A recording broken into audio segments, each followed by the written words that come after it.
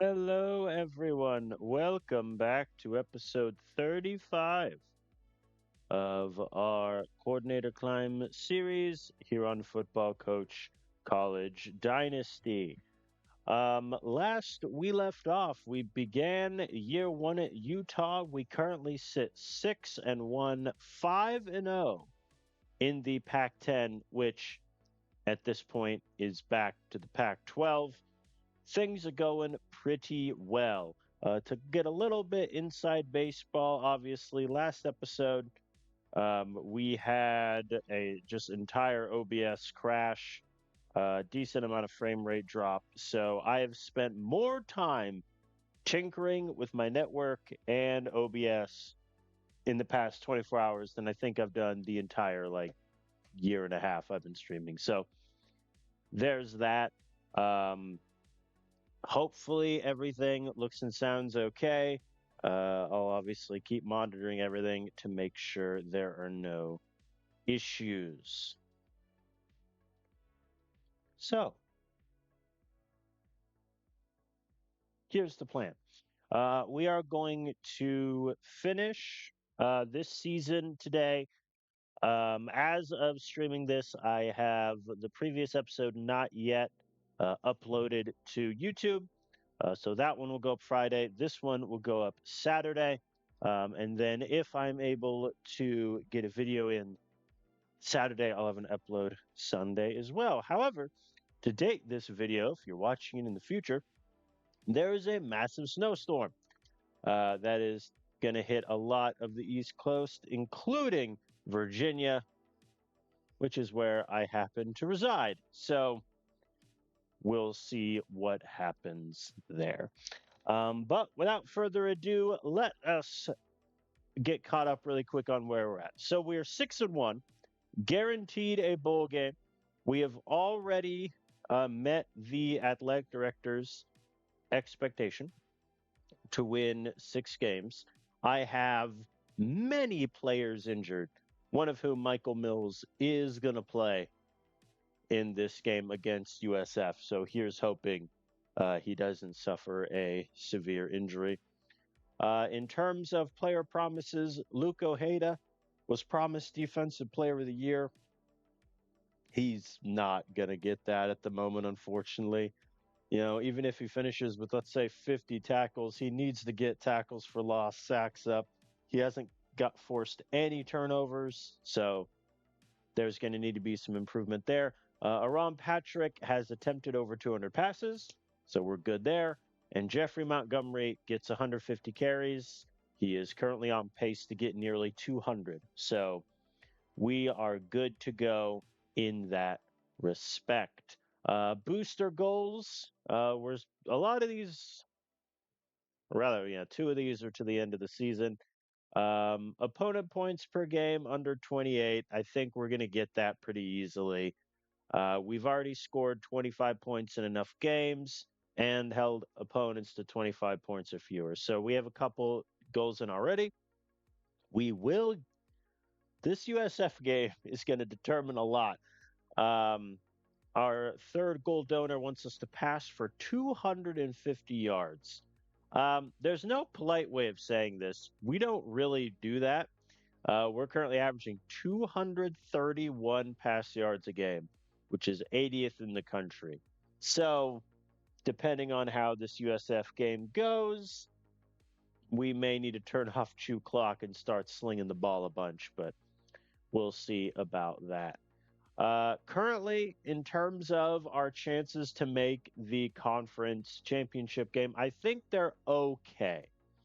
Um, Good news is, looking at our schedule and who we've beaten, we've already beaten Arizona, so that's good.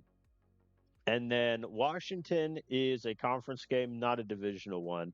So I think if we beat USF, Air Force, and Arizona State, we should make the conference championship game. If we lose 2 out of these 4, I think we're going to be on the outside looking in. Which, keep in mind, my goal this season was just to get 7, 8 wins and win a bowl game if we can.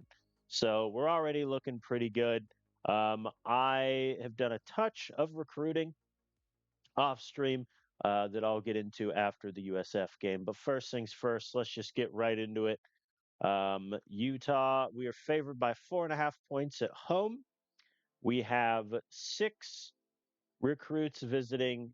Really, only one of them, O lineman Raul Graves, is it a close race, but hopefully we'll finally get some commits because we're sitting here in week 9 and 0 players have committed thus far. 0. Goose egg. Here's hoping our luck changes after today. All right, looking up the matchup history so far, USF has had Utah's number every season, but all streaks are meant to be broken. So without further ado, let's get this party started. USF calls tails. It is heads. We will defer. It is raining in Utah. Let us blitz. All right, 3rd and 5. I forgot to look at like how USF had done this year, which is awkward, but I'm sure we'll be fine. And they punt. 45-yard punt that stops at the 4. Well, time for a nice 96-yard drive, eh?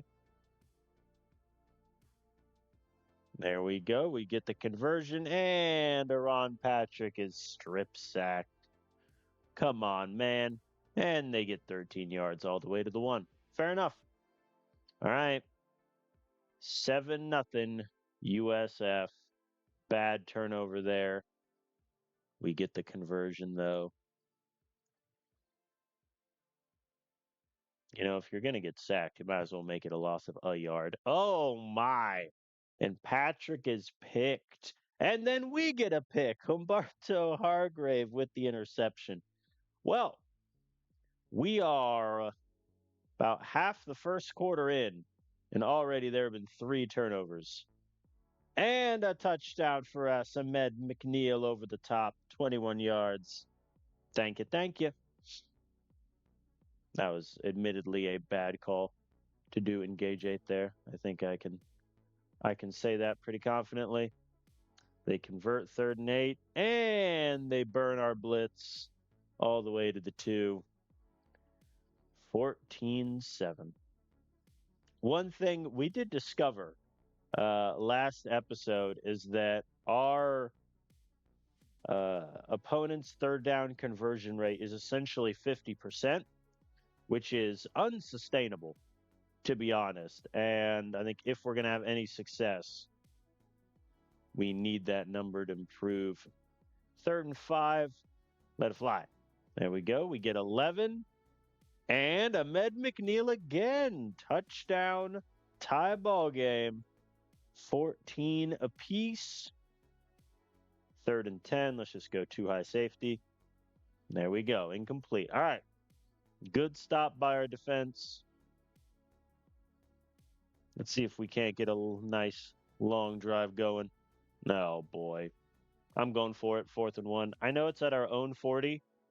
There we go. We get it. Okay. Let's everybody settle. I'm keeping shoe clock on because I don't want to leave USF with any time to do damage here.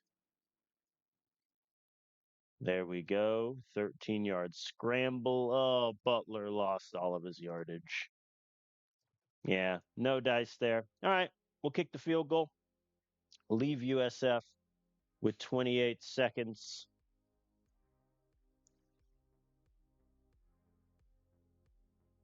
Please. Thank you. Now I'll let the clock run out. All right, good news is we're winning. I mean, they went up. They got their 14 points pretty quick. Since then, though, they haven't been great. Both teams are averaging a 1st down every pass. So that is something to keep in mind as we get -1 yard run and a -1 yard pass. Good job, everyone. Not exactly how you want to open a drive. They convert. And yeah, USF has remembered how good they are.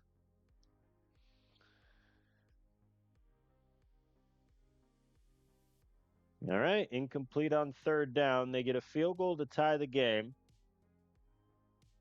That was a bad call by me on the RPO. The play action works. We're at the 34. Very good. All right, let's see if we can't run it in a little bit. I say that, and John Lane immediately loses 3 yards. 3rd and 10. And he's picked again, Patrick is. Man, USF punts. We should have. Like, realistically, those turnovers are the only reason this game is close. All right, we convert there. 9-yard rush from Montgomery. Let's keep the run game going. 10 yards from Lane, 5 from Lane. I am going to run it on 3rd and 5. My argument being, if I get like 2 or 3 yards, I'm going for it on 4th down anyway. However, Montgomery got 0 yards. All right, we're going to kick the field goal, 47. And it's good. Shankar makes it. We have the lead. 3rd and 7. All right, this is a massive 3rd down. Incomplete. They punt. Okay. First of all, how many pass yards am I at right now? 210. So I need 40 more for the donor goal. And there's 20 right there. Let's run it. They have the run game down pat right now.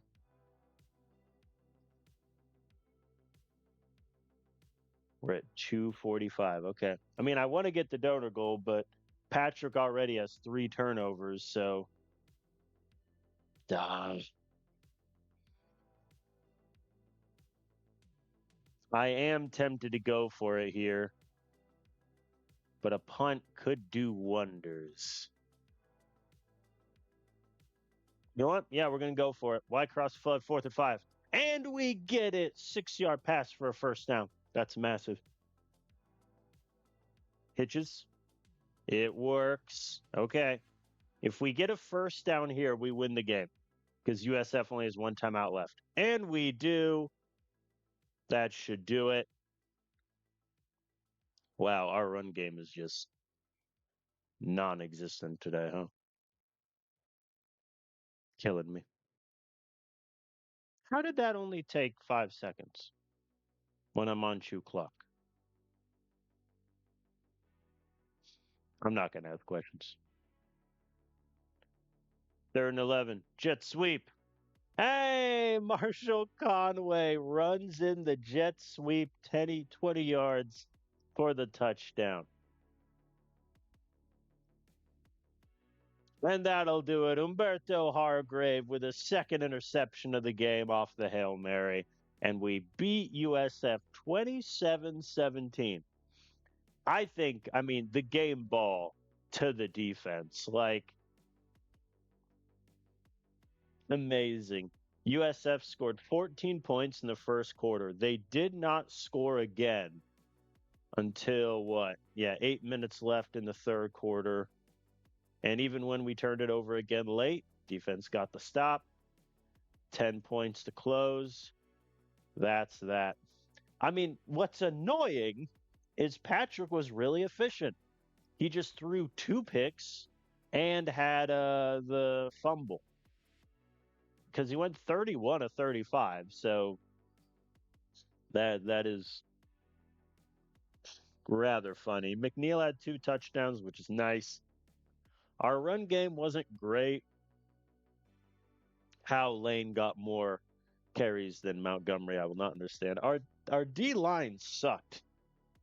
Like only Ojeda had a tackle for a loss, no sacks. Hargrove got 2 picks, but yeah, that was not our defensive line's best game. Like they didn't even have that many plays of offense, which is especially annoying, like why it was so close. Like they only had 17 pass attempts, 31 rush attempts. But hey, we got the win. I think arguably USF is our toughest opponent. We beat them by double digits. I'll take that. Whether I should, who knows? If I don't get. Oh, Michael Mills got hurt. Yep. That was a risk. That was a risk us playing him. And now he has a severe injury and is out for effectively the rest of the season. Yeah, I mean, that was a risk, but I think we still needed him for that game. So now we're getting a little thin in the corner department. I'm almost tempted to have Andrew Collier be the guy, but he's just so slow. I think I'm going to give it to Porter Landry over Adrian Reeves. Though Reeves has been targeted 3 times, he has yet to allow a catch. I'll go Reeves. But yeah, that was a risk playing Mills, but had to be done. I'm not about to go into the biggest game of the season with like the worst corner group possible. All right, so Ruben West is back healthy at O-line. He's been out since week 3. So that means Brandon Nelson gets dropped. He was doing pretty good though, and he has A+ potential, so I think he'll definitely be a big starter for us next season. All right. Any new commits? Yay, Roger Ruff committed. Huzzah. He's only here because of his athleticism. Like, his potential is a D. Odds are he'll never play for me, but, I want to see if that potential can go crazy for us. All right, let's look at the rest of the visits. Yeah, 900 on a lot of these guys. 1,095 for Reuben Jennings. That'll do. That'll do nicely. And yet, only one of them committed. Oh, boy. All right, what I want to do first before looking at anything is I found this running back off stream, Cade Pitts. Let me scout him fully so I can figure out if I want him or not. He has A- potential, mid 60s ball skills. He's not very quick. His strength is terrible. I don't know if he's worth the pursuit. I think I get him though if I go for him. And he's got A- potential, so I might as well take the shot. Even though, admittedly, I'm going after 2 other running back recruits already. Antoine Benjamin, obviously, he's a JUCO. He's going to redshirt his first JUCO year. I think Pratt right now is better than Pitts, but Pitts could develop better. Yeah, I think we'll go for him. Let's let's schedule him week 13 against Arizona State. Let's see, and then I'll think about if I even want to bother giving him a pitch or not. Yeah, I mean, they're 800 behind. I can afford to give him an ace pitch. All right, Arizona State, once again, they're going back to target player from Moreno, which is awesome for us. Georgia's target player is 223. Oh, man. I'm so jealous. Meanwhile, mine's like 184. It's crazy out there. But yeah, it looks like we should be able to get every single recruit on our target list. I think the only one really in question is Giovanni Montero because Arizona State has their visit next week. And assuming they beat New Mexico State, they're going to get a pretty good boost. Yeah, because they have S college life. And so That'll help quite a bit. I wish he cared more about proximity to home. That could really get this in our favor. But alas, I'm just happy to finally have someone commit. It's really nice. Okay, now let us prepare ourselves mentally and physically to face the juggernaut of the Pac-12. Washington, they're 6-2. They lost to USF and San Diego State, but they're currently on a 5-game winning streak. What a cupcake out of conference schedule. Like Kansas, who's currently 2-6, Ball State, who's currently 1-7, and FIU. Sure, FIU's 8-0. They're doing good for themselves, but like they're 42nd in offensive talent, 21 to Washington might. Their strength of schedule is literally third easiest in the country. Washington is going to beat FIU by 20 points. All right, what do you got for me? Well, they're fourth in the country in opposing points per game. They've only forced 6 turnovers, which is a good sign for us. They don't get any sacks. They only have 8 all season. Yeah, they have a good running attack. They're good against the pass. Opposition third down conversion rate, 34%. Meanwhile, ours, 48%. Oh, what an ugly number that is. What a number.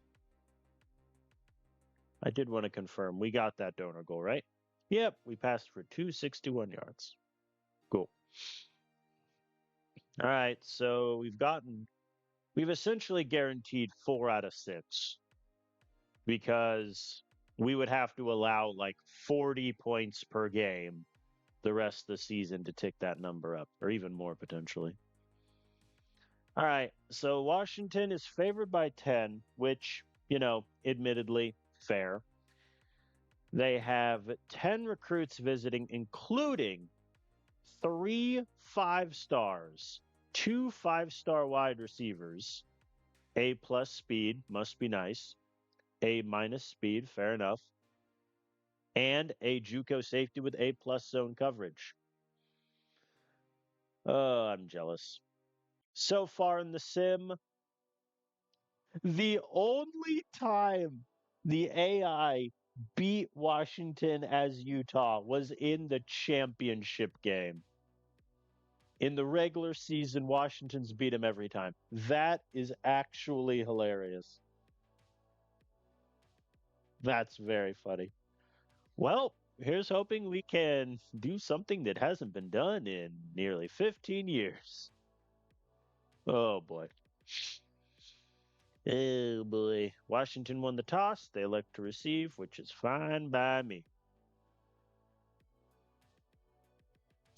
I acknowledge that says 66-yard rush, but, I don't want to live in a world where that was their first play. All right.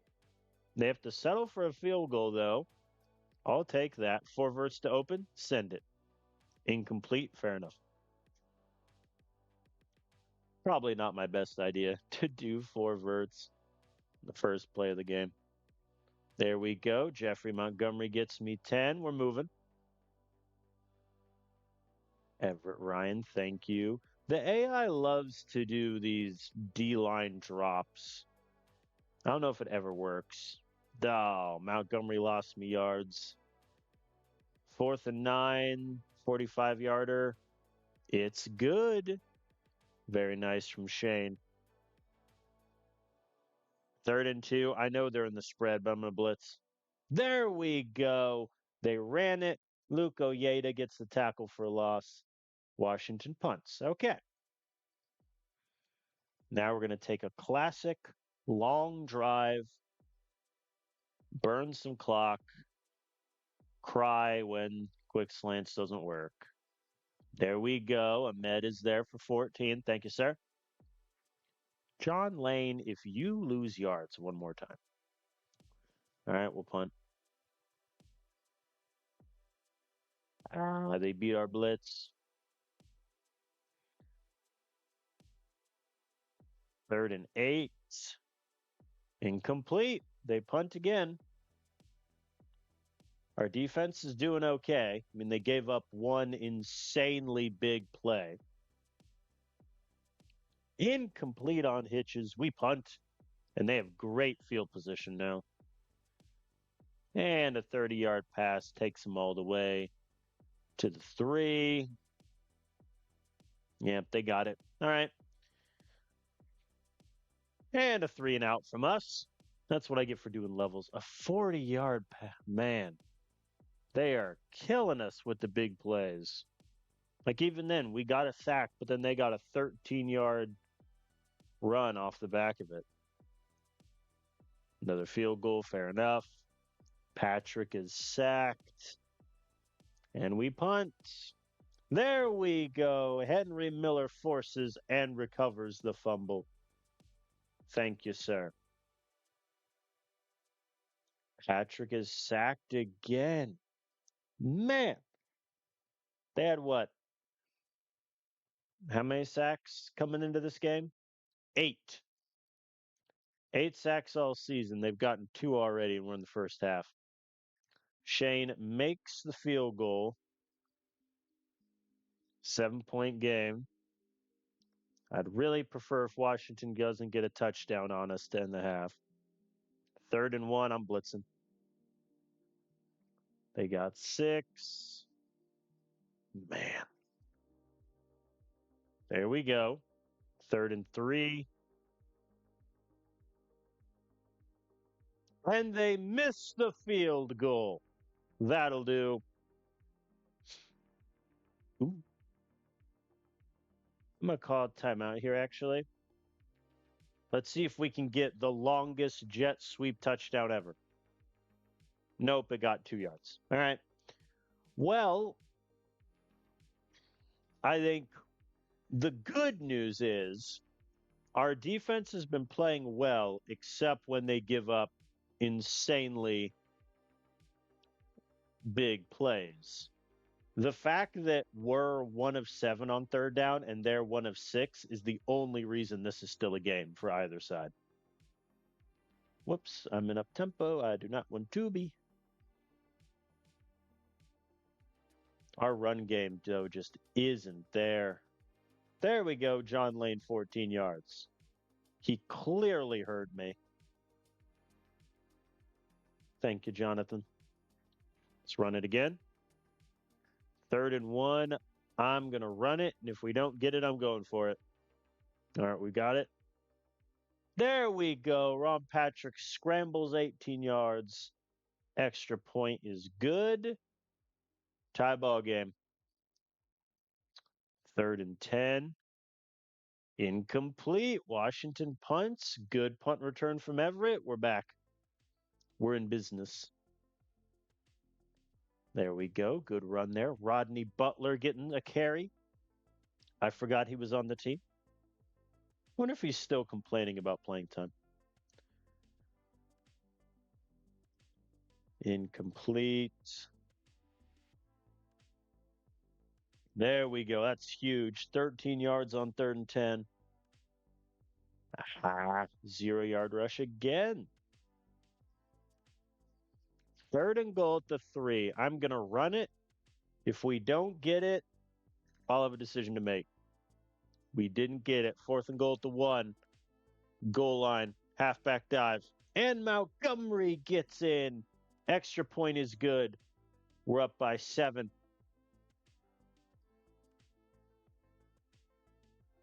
There we go. Good call on engage 8. But they get the conversion, and they have walked down the field. Wow. They had our number there. Yep. All right. Tie ball game. It took us what? Yeah, I mean, we took 7 minutes off the clock. They took 5.5. So unfortunate. I do not want to do jet sweep. 3rd and 2. I'm going to run it. We get the conversion. Very nice. Thank you, John Lane. Let's keep it moving. What I don't want is to give Washington enough time to beat me with like 30 seconds left. Duh. 0-yard run there from Montgomery. 4th and 2. I kick the field goal. That gives them 3 minutes. They have all timeouts. I think I go for it. We're going to go for it. We're going to call hitches. Oh, deflected. All right. Washington now has all the time in the world. Yeah, maybe that was a bad decision to go for it. And they walk down the field 44 yards. Okay. We have 1:07. All 3 timeouts. Let's rock and roll. Drop frames, my beloved. Uh-oh. Cross flood. 4th and 4. Really? Nope. That's your ball game. That is your ball game. That's disappointing. But even if in that scenario we kick the field goal, go up by 3, they drove down the field how quickly? Yeah, 1:22. 5 plays, 83 yards. So, yeah, I think what's annoying is had we gotten that conversion, there's 2.5 minutes left. We could burn Washington of all of their timeouts, kick a walk-off field goal or get a touchdown and win the game. But we failed to convert. They score like lightning, and our offense just couldn't do it. Man, that's a frustrating loss. I think we're ranked top 10. We're looking good. We had them. Don't get me wrong. We also averaged 4.7 yards a pass. So it's not like our passing offense was going on all cylinders. Our running game wasn't much better. Yeah, it was just the insanely big plays that we gave up on defense. That pretty much made the difference. Ojeda had 4 tackles for loss, which is really good for him. I mean, they even missed the field goal, gave us a chance. That's frustrating. But what's encouraging is I think that was a pretty even game against objectively the most talented team in our conference. With 2.5 minutes left, it was anyone's game. -14? That's a bit harsh. Not that I really care, but that's a little rough. All right, Braden Vincent is back. So my O-line is finally back to being fully healthy again.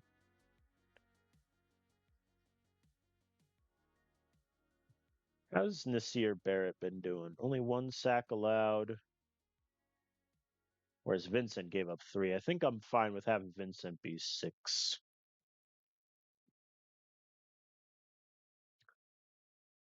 Man, that's rough. Then who got injured? Jaden Crum. I mean, I have no depth at defensive line. So the man is going to play. I also just kind of want to keep him where he's at. Yeah, keep him where he's at. Any commits? No, of course not. Oh, man. 21st is a bit harsh. Then again, what's our strength of schedule? It's 12th in the country. Come on. The AP voters don't know what they're talking about. I, for one, am stunned by this.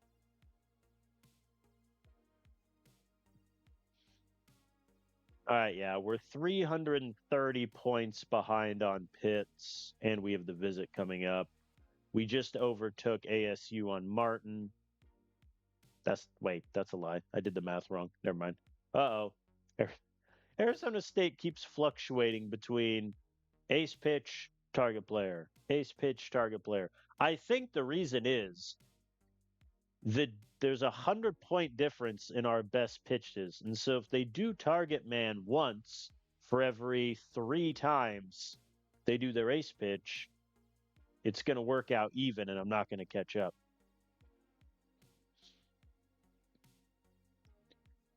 Wow, like no one wants to commit soon, which is a little bit annoying.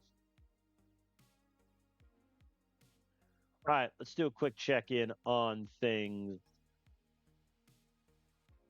All right, who all is threatening to transfer again? Yeah, really, Rodney Butler's the only one I would care about not transferring just because my running back room is very bad. And all he wants is 20%. So I think what I'll probably do, not for the Temple game, but maybe for the Air Force game, have Butler be my second running back and just give him a decent amount of carries. I'm also annoyed that Temple isn't ranked because that was going to be a ranked matchup for us. Yeah, why? They lost to Rice? That's fair. Yeah, I mean, they haven't beat anyone ranked. Kentucky in the American is very. Did they win the American last year? No, but they won it 2 years ago. Yeah, I mean, I'm not very afraid of Temple. Oh, their offense. Second in the country rush yards per game, seventh in total yards, ninth in time of possession. Yeah, they just run the ball, run the ball, run the ball, run the ball. They're 127th, conversely, in opposing pass yards per game. All right, we have our formula. Stop the run and let it fly. We're favored by 4.5 points at home. We have 10 recruits visiting, and really the only two guys that matter here are Sean Webster and Malcolm Barber. Barber, I think we should be able to pull vote past Georgia.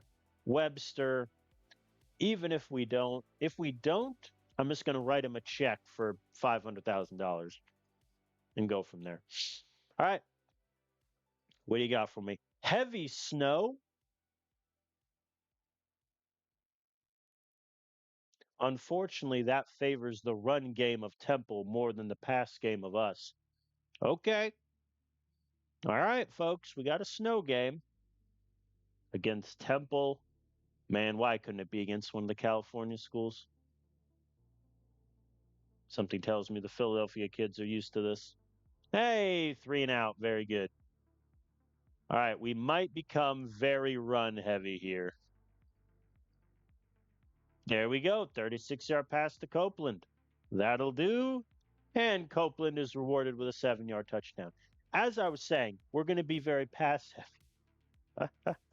Oh, boy. Maybe I'm overestimating the snow. All right, 3 and out. Very good. 3rd and 4. I'm going to pass. If we don't get it, I go for it.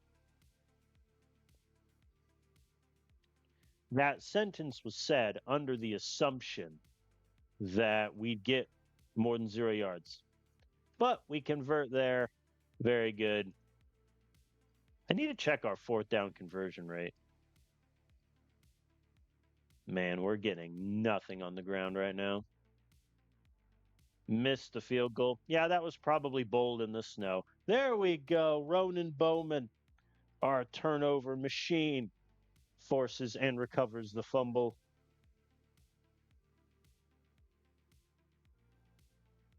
Quick slants works. Montgomery gets me 8. 4th and 1. Yeah, we're going for it. There we go. We convert. All right, we're going to run the ball. Wow. That was sobering. There we go. Touchdown to Ahmed McNeil on the curl flat. Thank you. Thank you. Uh-oh. Temple got their first down of the game. Well, they convert on 3rd and 10. And Corbin Kimbrough. Haven't seen his name often with the interception. It's good for him. 27 yards to Everett Ryan. Thank you. Thank you.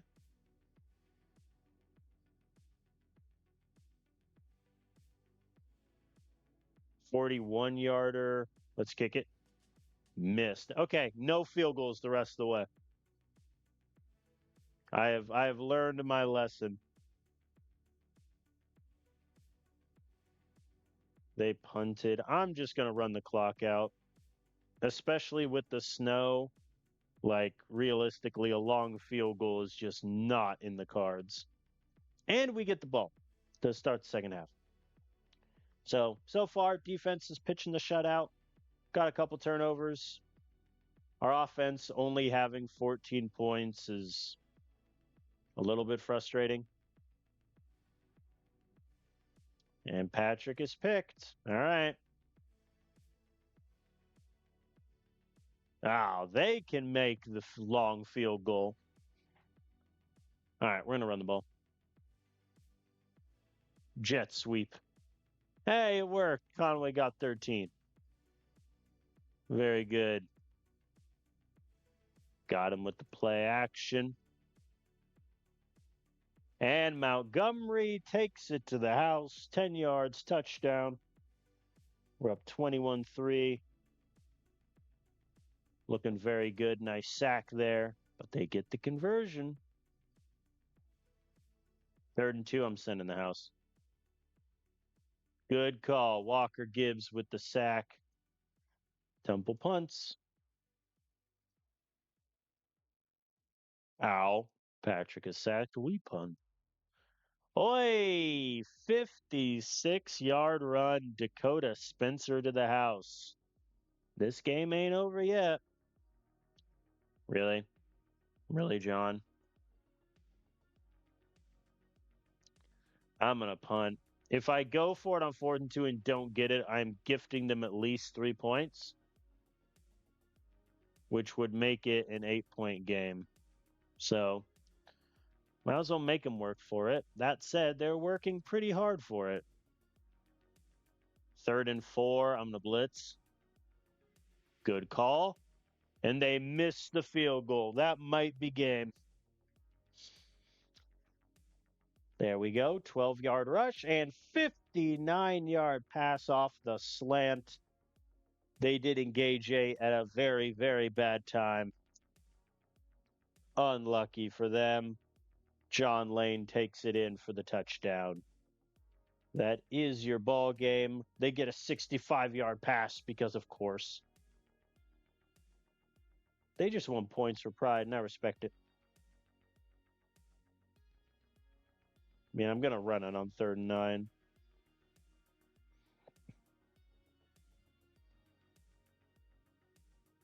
There we go. Ronan Bowman gets the safety. Pad those stats, sir. That'll do. All right. We beat Temple 30-17. Again, the only reason the game was close is our defense gave up 2 really big plays at the end. We did force 2 turnovers, which helped, but the run game was just like John Lane had 15 carries, 26 yards. Yeah, we didn't throw it that much, only 22 times, which against a team with that bad pass defense, maybe that's why. But we also missed 2 field goals. So if we make those, we double their score.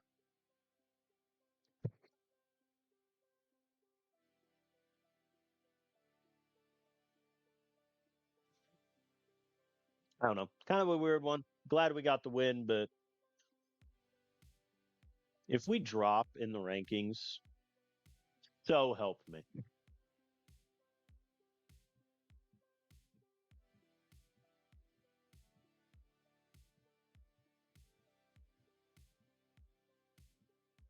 If I see like a -2, there we go, +5. That'll do. All right, we have a couple commits, 4 of them, in fact. All of them, the races were not close at all. I think the big one is Theodore Sykes. He has a potential, already good man zone coverage, 69 each, good athleticism. Definitely needs to get stronger and work on his IQ, and then Colin Martinez, solid speed, catching's okay. Obviously, I wish the potential was better, but beggars, choosers, etc. Antoine Benjamin is certainly going to redshirt his first JUCO year. And then Jordan Curiel, tackler, hit machine. So good to get those commits in the door. In terms of visit results, only 620 for Webster, but we're 2,000 points ahead on Washington. I think that should be enough to get him. 800 for Barber, which is nice. We're 500 up on Georgia. Then everything else is just padding the lead. I'm once again asking that if you're 2,000 points ahead on a recruit, they should just commit automatically. Like, I'm 2,000 points ahead on 10 recruits. Ooh, Arizona State had their visit with Montero. It went pretty well. They blew out New Mexico State, that college life bonus of theirs, which again is an S. Gets them 300 points. Yeah, that's big. We're 1,200 behind. And Montero doesn't care about money at all. So the only way we catch him is if we beat Arizona State and get a massive recruiting visit for him. We'll see. You never know. All right, one thing I do want to do before this game, I'm going to flip Butler and Lane. I want to give Rodney Butler a game as the number 2 back because I would prefer to keep him next season. I think John Lane's obviously our number 1 back. Derek Combs, I am almost certainly going to release. Maybe even same with Sage Chaney, I don't know. But I'd like to have Butler in the building. So I'll make that flip. And, if he sucks and fumbles, then he can happily transfer and we look elsewhere. Okay, Air Force. Our rivals. Don't ask me how. Answer realignment. They're 6-4. However, they have 0 ranked wins. As far as schedules go, this is a very unimpressive one. What's their strength of schedule? 54. Yeah, Arizona and Stanford probably helped that a little bit. I mean, they haven't beat anyone, but they haven't lost to anyone terrible. So, what do you do there? Defensively, they're really good against the rush, top 20 team. They only have 14 sacks on the season. You know what that means. They're going to get at least 4 against us. They don't run the ball well. They don't really pass it well. Yeah, they're just an average offense. Yeah, they're an average offense, and I would say a decent defense.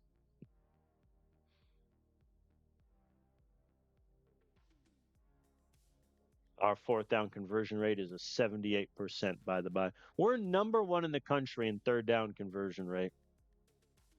And we're 103rd in opposing. It's fine. All right, here we go. Game against Air Force. A pick'em game. I'm not going to question it. Maybe I should. Air Force has 10 recruits visiting, including a pretty good, Scott Cooper, who's the safety we're going for, but they're 2,000 points behind. So We should be okay. In this rivalry game that started like 3 years ago, pretty even split.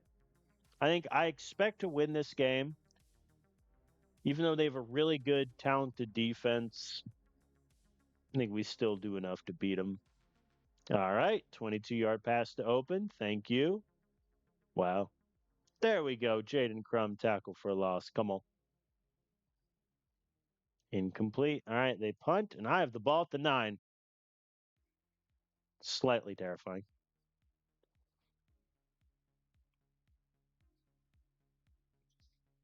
Remember, like 45 seconds ago when I said I know they have a talented defense, but we should be fine?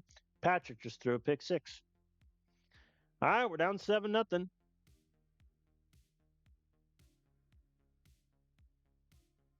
The one thing going for Patrick that we talked about, I think last episode, is he's very, very efficient. But if he's turning the ball over a lot recently. And Rodney Butler went backwards. Neat.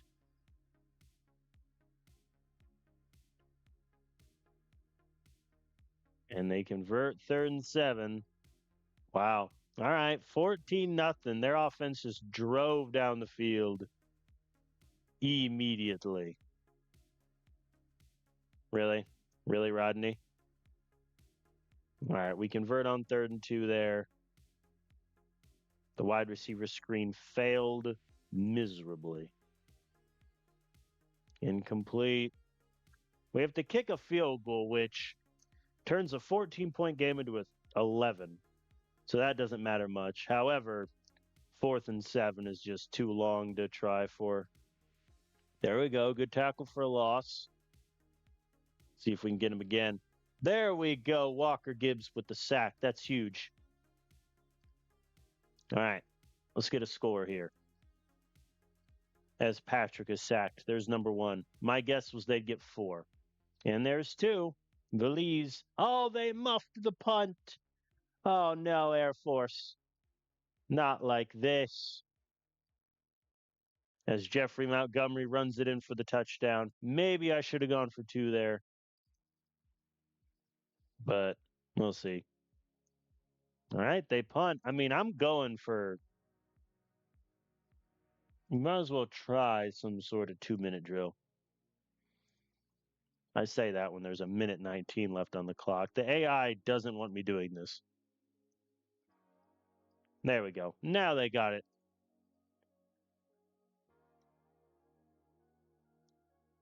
Really? Whoops. Let's try cross flood. It never fails. It failed.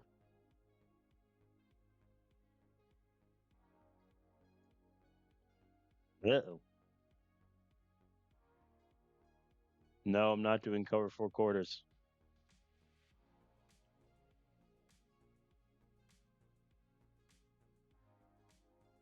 All right.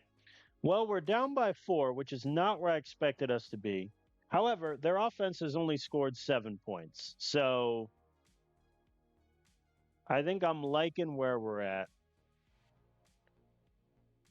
It's just kind of unfortunate. And Montgomery goes backwards. Not great. 3rd and 4. We're going to try middle slant. Incomplete. Man. And Air Force is in our territory. They convert 3rd and 7, man. 3rd and 1. We're sending the house. Good luck. And they don't get it. That's massive. 7-point game still. But our offense needs to do something. Incomplete on 1st down. Very good. All right. The screen worked. And we got a 1st. Okay. Oh, the sweep was a terrible call. Why'd I do it? There we go. 27-yard pass to Everett Ryan. Okay. Let's settle.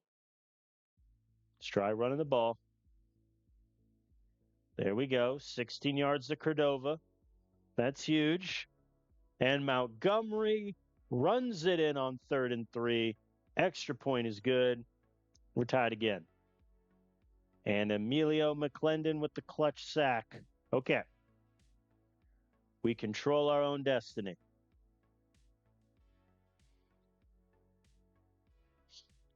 Here we go.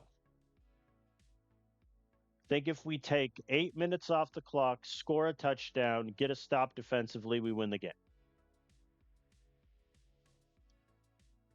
Think that's where we're at. Very nice on the smash digs. Rodney Butler lost 3 yards. Fair enough. There we go. Ahmed McNeil, 24 yards. That's huge. That's massive. 3rd and 2. I'm going to run it. 0 yards. I think I'm going to break my own rule. I'm going to kick the field goal. My argument being our defense has only allowed 10 points. They've been lights out recently. I think I'm going to back them to get a stop. 3rd and 3. I'm blitzing. There we go. Luca Ojeda tackle for the loss. They punt. But now we're at our own 6, so we need a first down. If we go 3 and out, they're going to have brilliant field position. There we go. Thank you, Rodney. Rodney Butler has arrived, folks. Oh, Jeffrey. The play action wheel works. We get 10. Okay. I'm just going to keep running it. 3rd and 4. I'm going to run it on 3rd and 4. If it's 4th and 1, I'm going for it. No need. John Lane gets us the conversion. Oh, boy. 4th and 1. They have no timeouts. Let's go for it. End the game right here, right now. There we go. Montgomery 1-yard rush. Thank you, sir. That'll do it. We beat our rival Air Force 20-17. A terrible, terrible showing offensively. Like, goodness gracious. Jeffrey Montgomery averaged 2 yards a carry. Patrick had the pick 6. I don't even know. I mean, credit to our defense. They only allowed 10 points and 7 came from the pick 6. Yeah, I mean, they got a couple scores early, and then Air Force did not score from 3 minutes left in the first quarter to 8 minutes left in the third. So that was enough time for us to just chip away at the lead slowly but surely. We got our win. Shane was perfect on kicks, which was huge. I'm happy with the result, but I think there's definitely cracks in our offense that quite simply were not there earlier in the season. So maybe that points to the early stretch being facing worse teams than we originally thought, but either way. And now Royce Bell is injured. Quit injuring my O-lineman. All right, first Jaden Crum is back, but I never moved him anyway. Michael Mills is back from his ruthless head injury, so we get him for the final game. And then Royce Bell, I'm going to be honest, dude. I kind of just want to play him. I think I'm going to drop him to 3. Have Israel Byers be above him. But yeah, I mean, listen. My O-linemen are hanging on by a thread. Only 2 commits. Corner Julian Benton, who already 74 man, 70 zone. I think if he gets a little bit better potential, he could definitely be a contributor as a redshirt freshman. And then Carter Carrillo, objectively a horrendous looking tight end, but he has B potential, so we'll see what happens. Washington had their visit with Webster. They did beat Oregon. They got 720 points, so We're still ahead by 1,300. Think that guarantees us him. So now the only recruit in question is Giovanni Montero. If we get him, we will have gotten all 21, I guess 22 now with Pitts, of our targets, which is awesome. Yeah. Yeah. Unfortunately, Air Force losing. I mean, they wouldn't have been close anyway, but that minus 200 is rough. It's a gamble. It's a gamble. I am very annoyed that, like, we're ahead by 1,500 points for all 10 of Conley all the way through Edwin Pike, and none of them have committed. That I know. I harp on this a lot, but I get, solo developer, he's moved on to another game, but like I feel like that's something that should be a very easy fix. Like there's no reason for these 10 players to not be committed yet.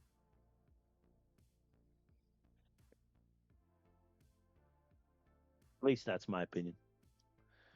Okay. So, quick check-in. Um, I think I'm going to keep Rodney Butler as the number 2 running back. We'll see how he does against ASU. I think if it's looking like a struggle, I might switch him back. But for now, I think I keep him. Donor goals. We have achieved these 5. Like mathematically, we would have to give up a bajillion points over the next few games to lose that one. So we'll see what happens. Jeffrey Montgomery, that past game, got his 150 carries. So we're guaranteed those 2. All right. Here's the also kind of wacky thing about this. We're currently 13th in the country. 18th is, or excuse me, 14th is USF. And because of how I have set up the conference championship game, only one of us can go to the title game. We play Arizona State. USF plays Air Force.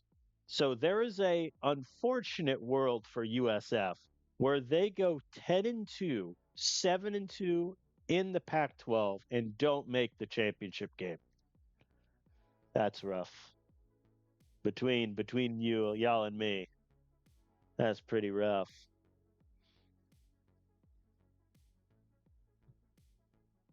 Looks like Washington odds are is gonna be the other team. Though if Cal upsets them, that would be very nice. All right, Arizona State, they're 6-5. They beat USF. They beat Air Force, beat Oregon, but they got blown out by Arizona. They lost to Buffalo in 3 overtimes. Just rather funny. They lost 34-0 to Kansas State. Look at them go. Oh, wow. They're bottom 6 in the country in opposing pass yards per attempt. So we may need to try some deep passes today. They don't turn the ball over a lot. They have 36 sacks. How many do we have? 25. Yeah. There's a lot of depressing things on this summary page of ours. Do I bring William Archer back for this game? I don't think so. All right, we're favored by 10 at home. We have 4 recruits visiting. The only one that really matters is Giovanni Montero. We're 980 points behind. So far in the sim, I'm going to be honest, Utah, it's not looking good for y'all subjectively, but don't worry. We'll get a win here. I think if we win this game, we are in the Pac-12 championship game, no matter what. If we lose, then it's up to tiebreakers, and I don't know how that would work. No, they convert the 3rd and 4, but not the 3rd and 3. Force a punt. Good return from Ryan. Let's get moving. And Jeffrey Montgomery fumbles. I believe that is his first fumble of the season. It is indeed. That is the first fumble of his college career, folks. And it comes in the regular season finale of his last game. Oh, boy. Emilio with a sack. Very nice. And they get the first. Again. And again. Then they get a touchdown. All right. Well, that was awkward. Down 7-0. 4th and 1, 43. I mean, I'm going for it. And Montgomery doesn't get it. Who got the sack there? Ivy. True sophomore right there. Ugh, they convert the 3rd and 10 and then 26 yards over the top. Folks, we are down 14-0. It is not looking good. And we punt. Well, 43-yard pass.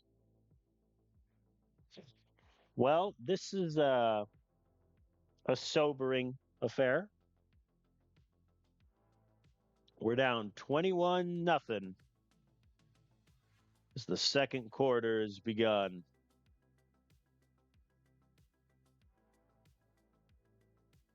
We punt again. 4th and 7. I'm not going for that. Dang it. I was hoping to get a safety. There we go. Walker Gibbs with a sack. Come on, give me the safety. Oh, they punt. All right, here we go. There we go. Elias Byers on the corner route. We're on the board.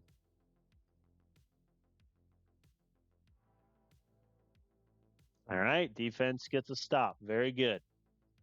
I'm keeping chew clock on in case we go 3 and out, but if we get a conversion, I'm going normal. All right, there we go. We're going normal. Run it once. 3rd and 4. Hitches. Man. Yeah, I'm going for it. I mean, let's be frank. I'm down 21-7. Might as well go for it. No dice. Patrick is pissed. Man, all right. Time to up-tempo this thing. We have all 3 timeouts, a minute and a half. Let's party. Oh, my God. Montgomery got 0 yards. I have to punt. Like, I can't risk not getting it. Unbelievable. Defense gets another stop. They're trying their hardest out here. Thank you, AI, for finally understanding what I'm doing. Much appreciated. Man. That something tells me we don't have that field goal in us. Middle slant to the house. Nope. All right. Well, we're down at half 21-7. I'm once again asking why plays are nerfed after a half ends. Seems a bit silly to me. 3rd and 4, we're going to pass, but medium passes are nerfed. Deep passes, though, are not. Incomplete. I hate it here. Defense gets a stop again. Nice of our defense to lock in finally. There we go. We get the 3rd and 2. Let's keep it moving. We're at the 14. 3rd and 9, you say. 4th and 7, we'll take a field goal. The negative yard runs are killing us. 3rd and 3, prepare yourselves. Duh! They got it.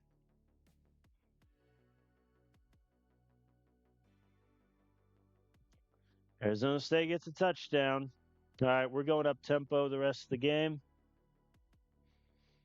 Realistically, there's no reason not to at this point. And Patrick is strip sacked and returned to the house. Well, yeah. Not much you can do about that, huh?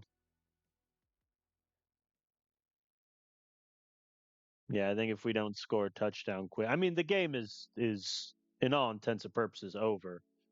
It's just a question of can we make it close? And Patrick is picked again. All right, that's it for him. Lucas Duke is going in.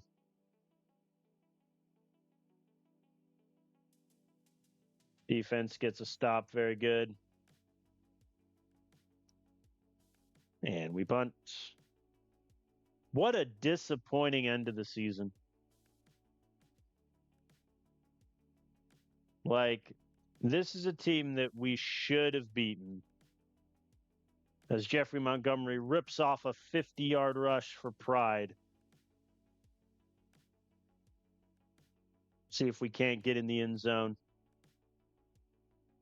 0-yard screen there, the stroke of brilliance. Nope. All right. Yeah. I mean, you know what? No. You're going to call a play on 3rd and 11. You're going to punt. Thank you. Jet sweep for the win. No dice. All right. Yeah, I mean, I think the loss against Washington was worse in that we should have won the game and we're a 4th and 2 away from winning. This is just Murphy's Law. We had 4 turnovers and we're 3 of 12 on 3rd down. Like, fundamentally, that's all there is to it. Patrick had the worst game, like, ever. Butler sucked. Montgomery only had, if Montgomery doesn't have that 50-yard rush, he's like 12 of 40. Ryan was targeted 9 times, only had 4 catches. Byers was targeted 5, only had 2. Yeah. Yep. I think our defense is good enough on any given day to hold a team to like sub 21 points. What they're not good enough to do, though, is make up for an offense that turns the ball over 4 times. Like, that's insane. Insane. And that may have cost us the Pac 12 championship. Because depending on what happened with USF, let's see. All right. Even with the loss, we are invited to the championship game. Yeah, USF won, but we have the tiebreaker over there. Oh, that's rough. That is indeed rough. Good news is, though, William Archer is back. So he is going to slide in as our 3rd corner. That means John Farmer drops out, which is good. The man was allowed 9 catches on 12 targets.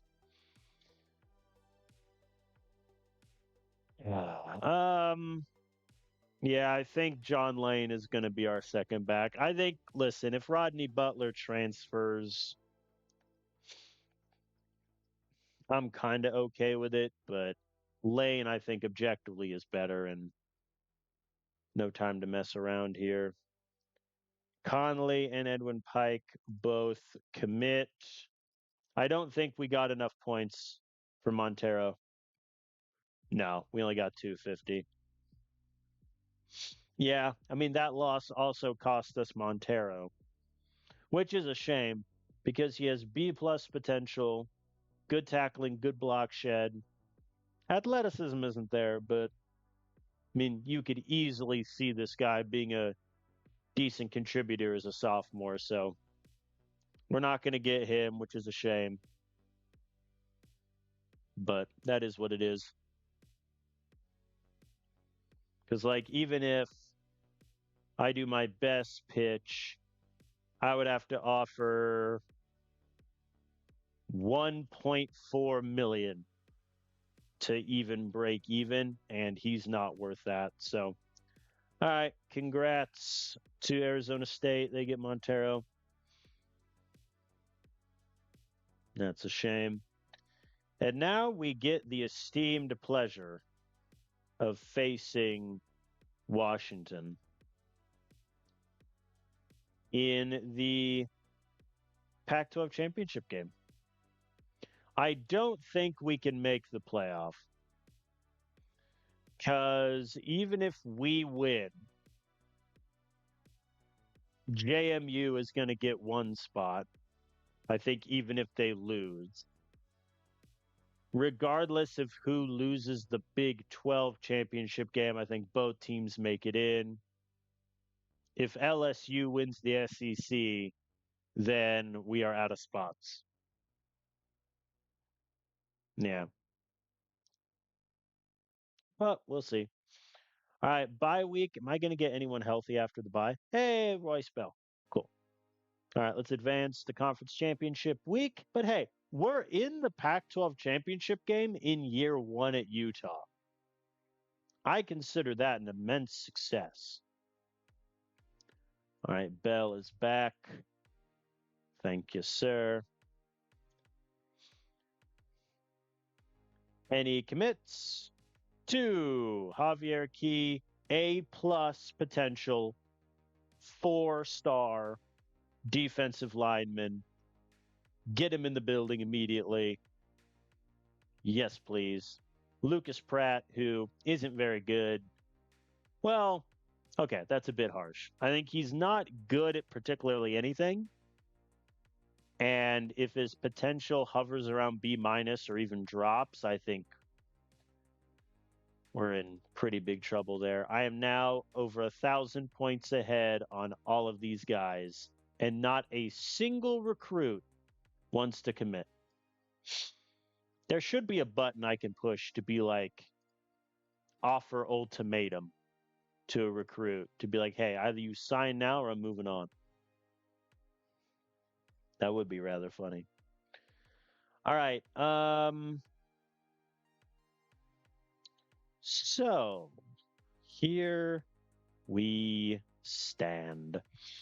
All right, we're in the Pac 12 championship game, which for year one at Utah, I think is awesome. They've won the Pac 12 once before. So really here, glad to be here. We are, however, facing Washington, who are 9-3. They also beat us earlier, literally like 45 minutes ago of real time.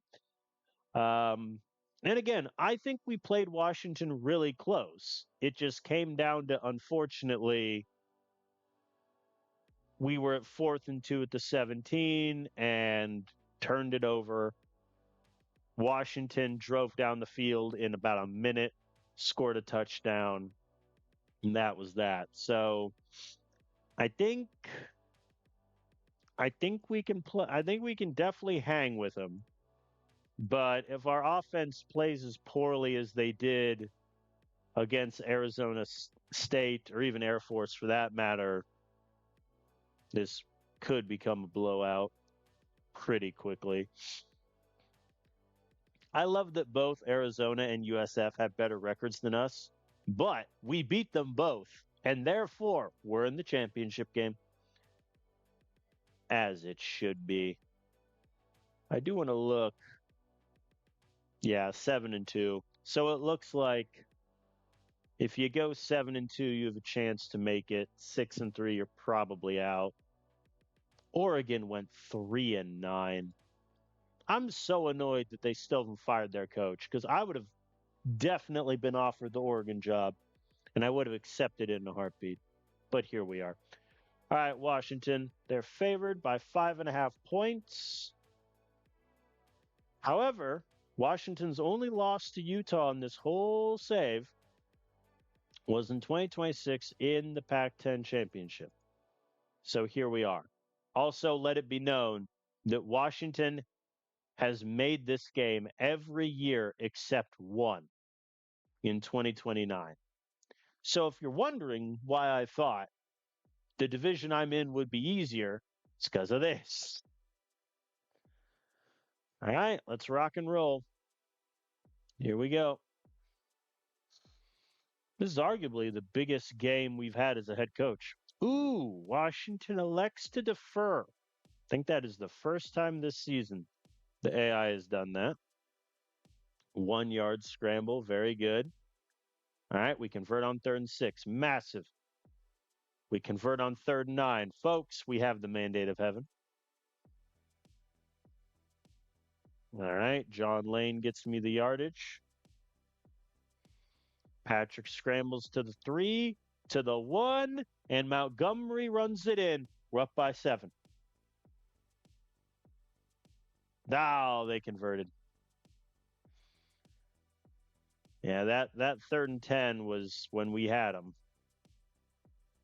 And now we are paying for that sin as Washington matches 7-0.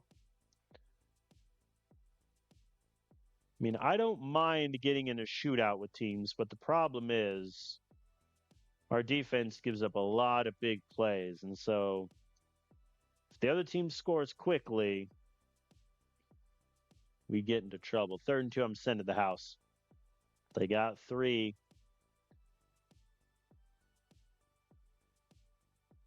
3rd and 9. Let's go drop into man. Gosh. Ooh, they're going for it on 4th and 1. And they get it. That is I believe, the first 4th down conversion we've allowed this season. There we go. Xavier De La Cruz gets the clutch sack. We hold him to a field goal. Okay. Let's get this run game going again. And Montgomery has the second fumble of his career. Bad timing for it, but the defense gets a stop. Thank you, lads. That was a bold call. Play action there.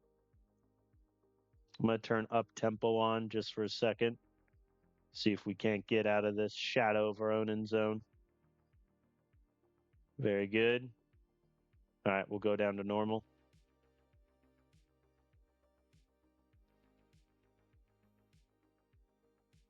All right. There we go. Dylan Jenkins with the touchdown off the play action. Up 14-10. Ooh, if we can get a quick stop here. Never mind, they got 28 yards. It's like anything we do on defense, they just have beat.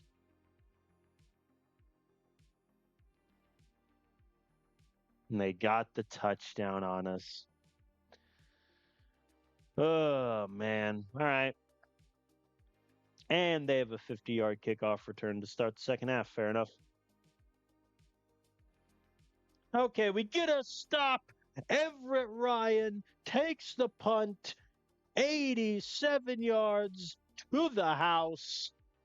Folks, that may have decided the game. However, our defense continues to be the leakiest thing in the world. I am going to look at Washington's 3rd down conversion rate, and it's going to depress me.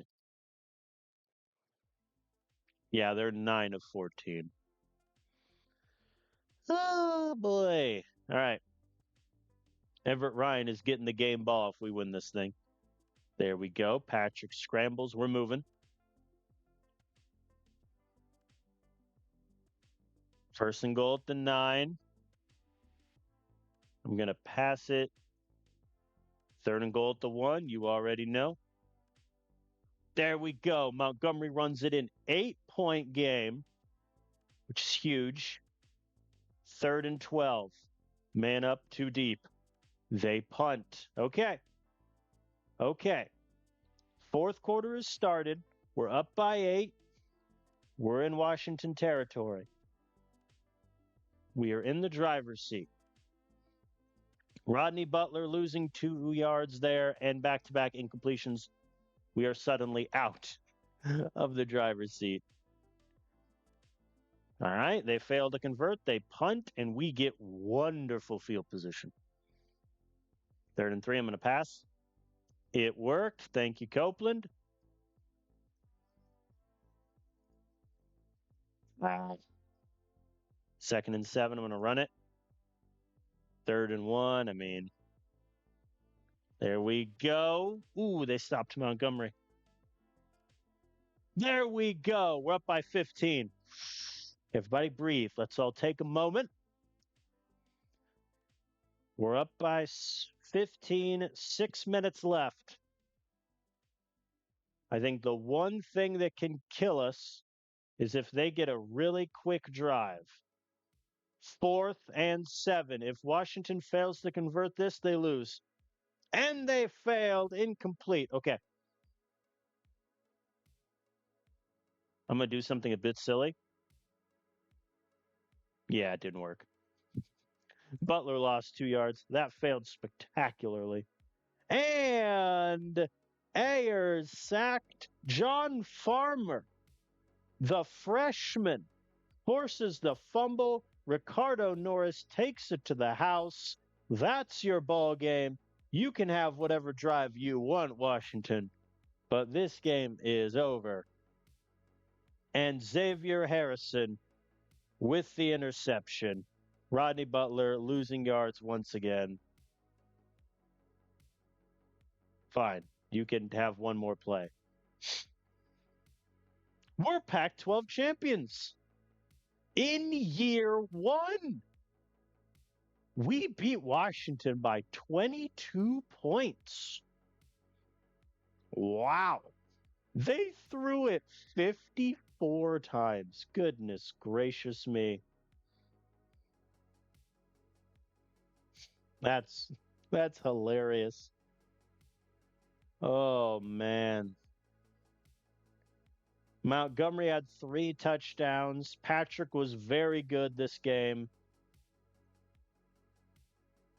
Everett Ryan obviously had the punt return all the way to the house. Okay. We have won the Pac-12.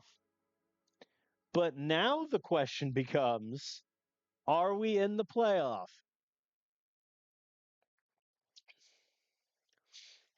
That was our first conference championship. Okay, here we go. We won the Pac-12. And we're in the 10 seed against TCU. 10-2 Arizona misses out. FIU, who won their conference, went 12-1. They're ranked 25th. That's so mean. But we get TCU we're in the playoff year 1 at Utah. That's actually insane. All right, Colin Harrell is back. That said, and Walker Gibbs has done pretty well. Harrell, though, was doing equally well, I'd say.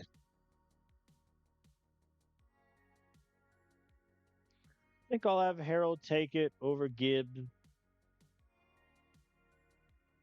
I mean, he's been good for like a sack a game. You know what? I'm going to ride the hot hand. I lied. Gibbs, take it. All right. Anyone commit? One guy, Reuben Jennings. Man, I know he's a 4-star O-line, B-plus potential, but I have like 10 guys I'm waiting on here. If I have to go into the transfer portal waiting on like 5 recruits, I'm going to be so upset. I'm obviously not going to revoke any of their offers or anything, but how silly. How silly it is. Okay, well, that's cool. We're in the playoff. Year 1. Hey, USF made it in. I didn't notice that. They're 11th. That's cool. That's cool. Okay. All right, awards week. The 2 biggest things we care about, obviously, Luke Ojeda, Defensive Player of the Year. I don't think he's going to get that. He only had 1 sack all season. Tackles for loss, he's. He's probably not getting anything. Jeffrey Montgomery, though, all conference. He finished with 916 yards, 18 touchdowns. That should be good enough for all conference, surely. Does anyone even have more touchdowns on the season? Alexis Wise finishes with 21. Okay. All right, awards week. Let's go.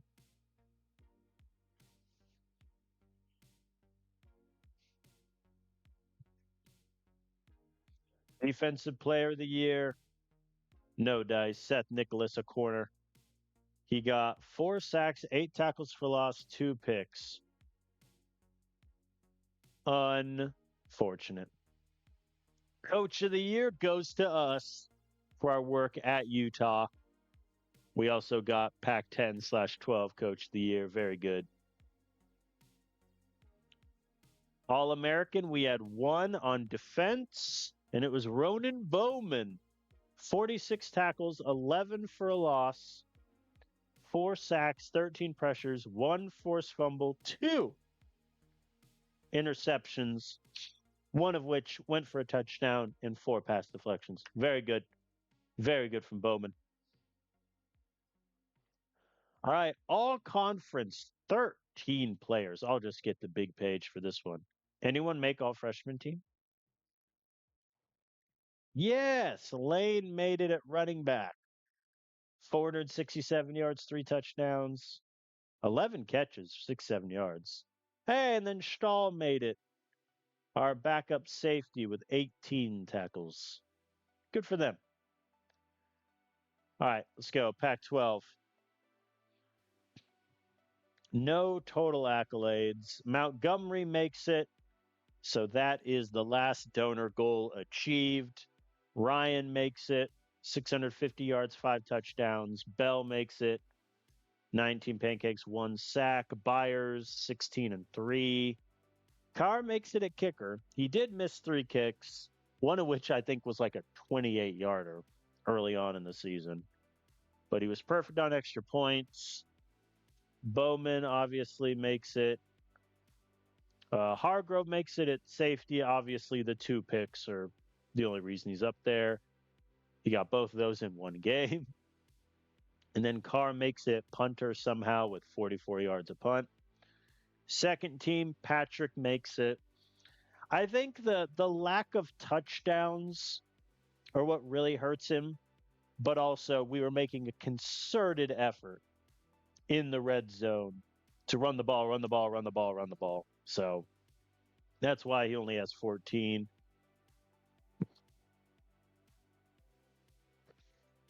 But still, nearly 3,000 yards, 8 picks, 3 fumbles. So unfortunately, he was good for like 1 turnover a game.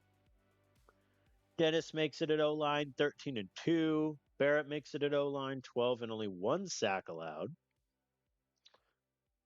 Defensively, McClendon makes it, 36 tackles, 12 for loss, 7 sacks for the linebacker.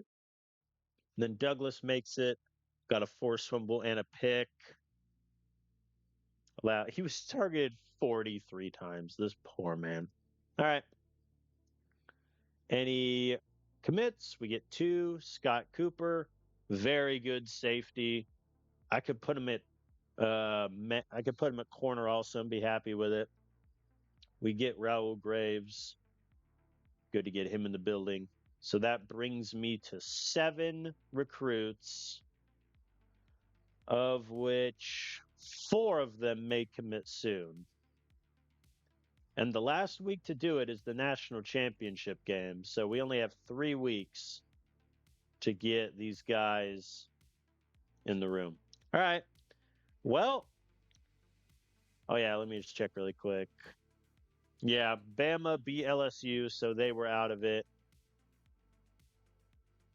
TCU lost, so they dropped to 7. Is Wake Forest in here? Yeah, they're 4. Notre Dame is 6. FIU going 12 and 1 is a bit rough. Like, they did beat Washington. That's a pretty good win. However, they had the 119th strength of schedule, so what can you do? Yeah, I think we're going to keep John Lane as our second running back. All right, TCU in the Big 12. They went 11-2 this season. Their only losses were to Iowa by 7 and UCF in the Big 12 championship game by 4. They beat everyone else. All right, they have a top 10 rushing defense. That's very bad for us. Offensively, they pass the ball a ton. They're not very good at running it. They don't force a lot of turnovers. Pretty good. TCU was arguably one of the best teams in the country until they just lost to UCF. So there is that. They have a 91 rated QB. Big 12's top QB. Oh boy. All right. In TCU, obviously, they're favored 4.5 points. Here we go. We're in the playoff, folks. Like, can we just acknowledge the craziness of that? Year one at Utah. We won the Pac 12. We're in the playoff. TCU won. They elected to receive. All right. And they immediately got 40 yards on 2 plays. Cool, cool, cool, cool, cool. 3rd and 2, you already know. Send in the house. There we go. They're going for it. 4th and 3. I'm blitzing again. Send it. Oh! They ran it to the B gap, which is exactly where we were blitzing from. I suppose they picked it up and at a fullback run, 30 yards to the house. Well, okay. We're down 7-0. I'm not going for it here on 4th and 2 or on 33. That's a bit silly. It's too early in the game for such a call. Defense gets a stop. Very good. The AI suggesting I go for it there is hilarious. And there we go. 20 yards to Everett Ryan. Let's go. Let's move it. 2nd and 3. Let's get him with the slants. It kind of worked. 3rd and 2. I'm going to run it. If I don't get it, probably going to go for it. We get it anyway. No reason to panic. There we go. Everett Ryan gets me into the red zone. Oh, those runs were terrible. Ugh. Oh, and he missed. That drive had so much promise. 17 plays, 70 yards. We took 9.5 minutes off the clock. At the very end, 1 yard run, -1 yard run, sack, and missed the field goal. That's depressing. All of that work for literally nothing. And TCU walks down the field, gets a field goal for their trouble, 10-point game. The hitches worked. We're okay. The play action did not work, but that's fine. Wide receiver quick there was an inspired call. We punt. Yeah, that missed field goal. I have a feeling that's just going to decide the whole game. But you never know. We're going up tempo. All of our timeouts. Let's party. A sack there is a bit rough. But we got the conversion. Okay. Okay. We're now out of timeouts.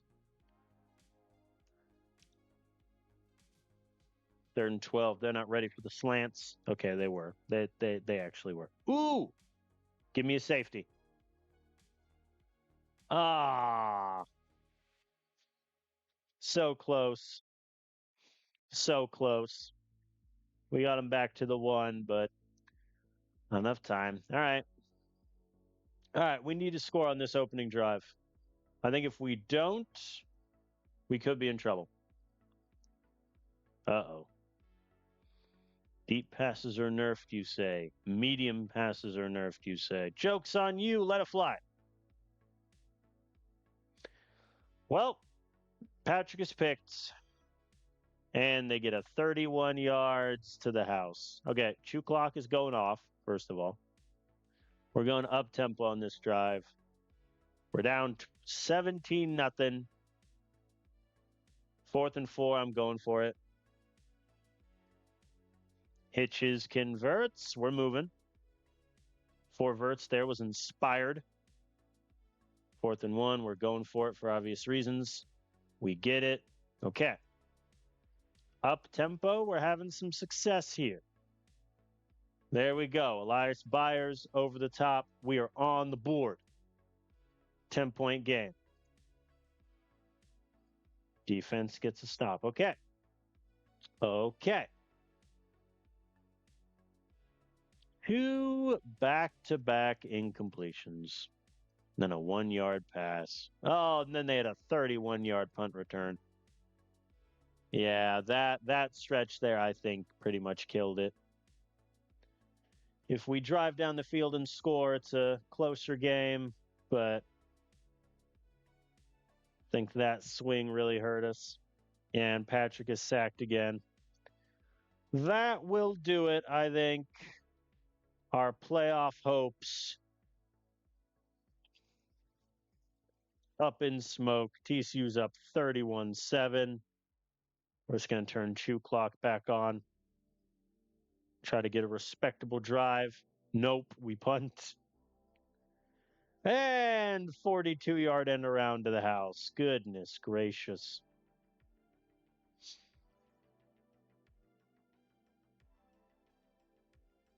Yeah. Unfortunately, our defense failed to do the one thing it's done well this whole year, which is get turnovers. And they're just giving up all the big plays. Meanwhile, our offense just forgot how to play. You know what? No, you will punt. Thank you. And now, final play of the game, play action. 16 yards, fair enough. Yeah, I mean, they just killed us. They averaged 11 yards a pass. We only had 1.8 rush yards per attempt. Montgomery was stuffed.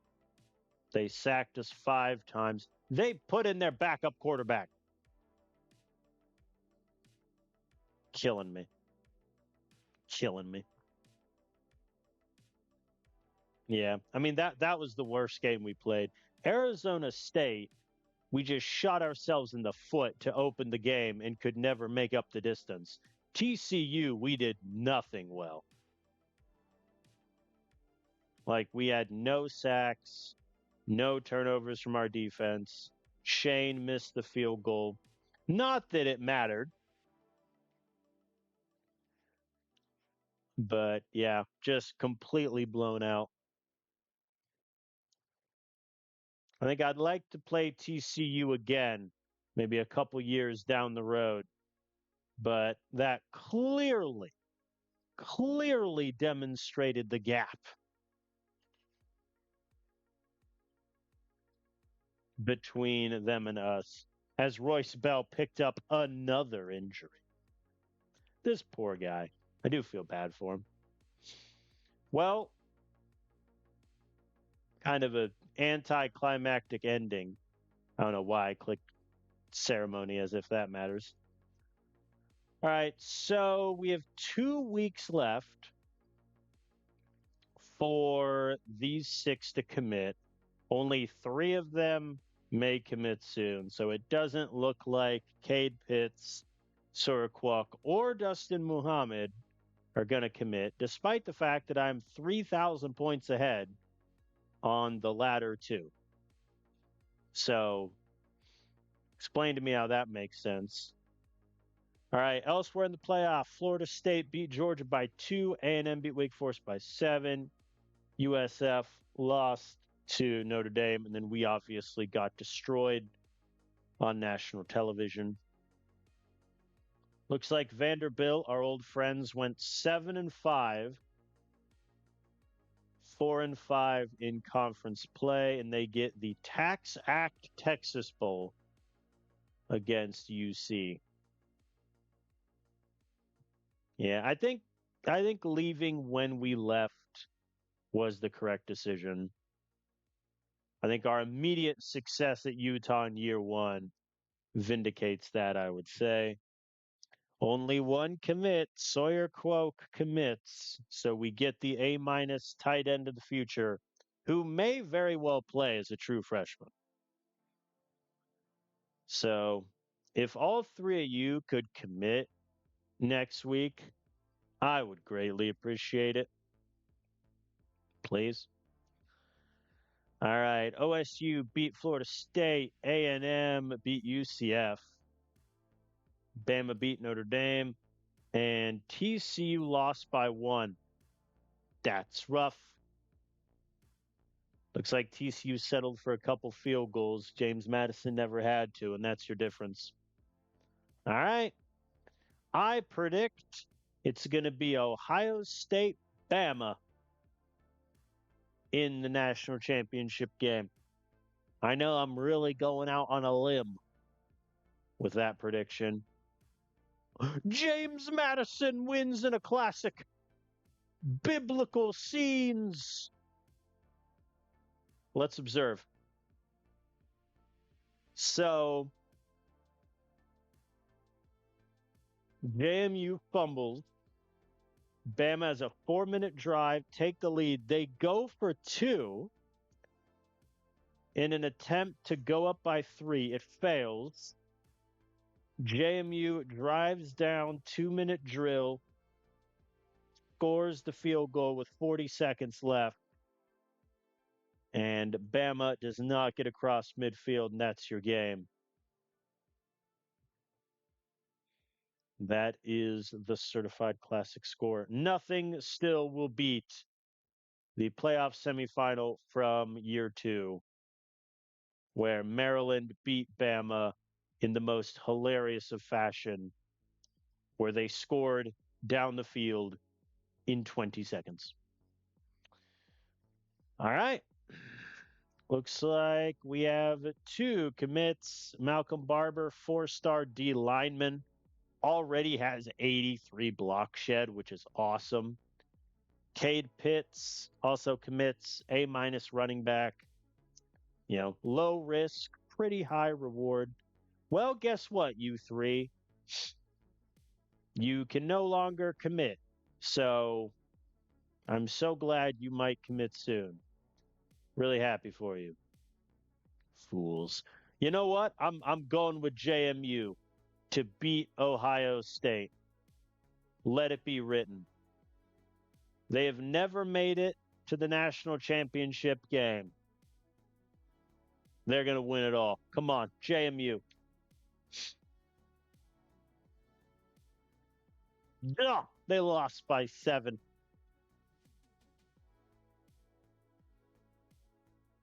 Neither team could run the ball. There were 5 total turnovers.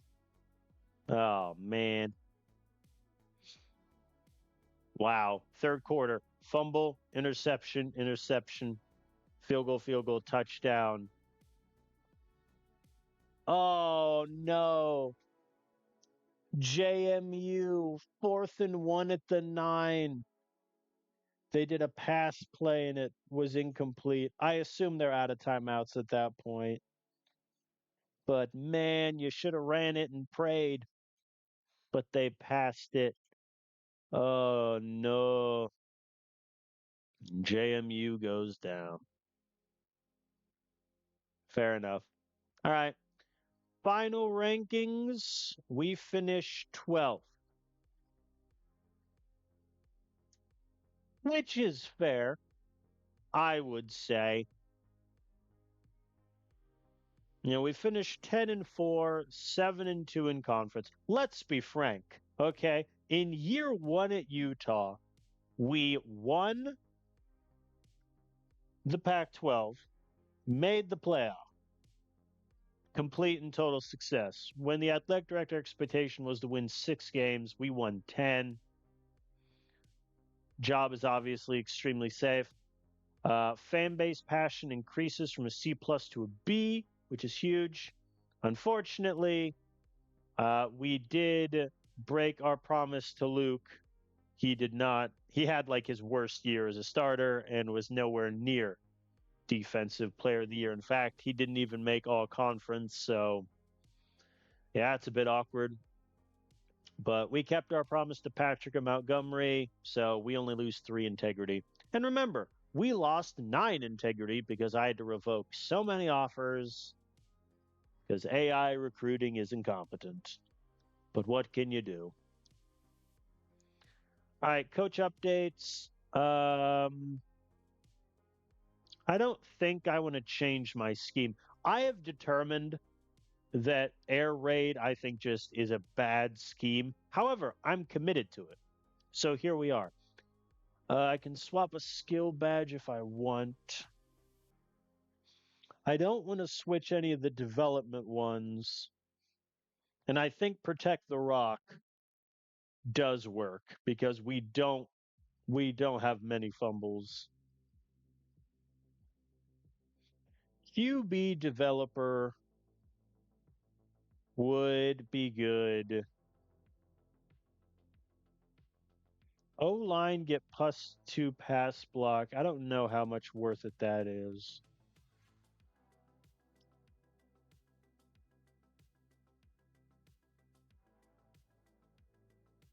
Cerebral skill players, I mean, +2 ball carrier vision is pretty good, and it gets a boost IQ.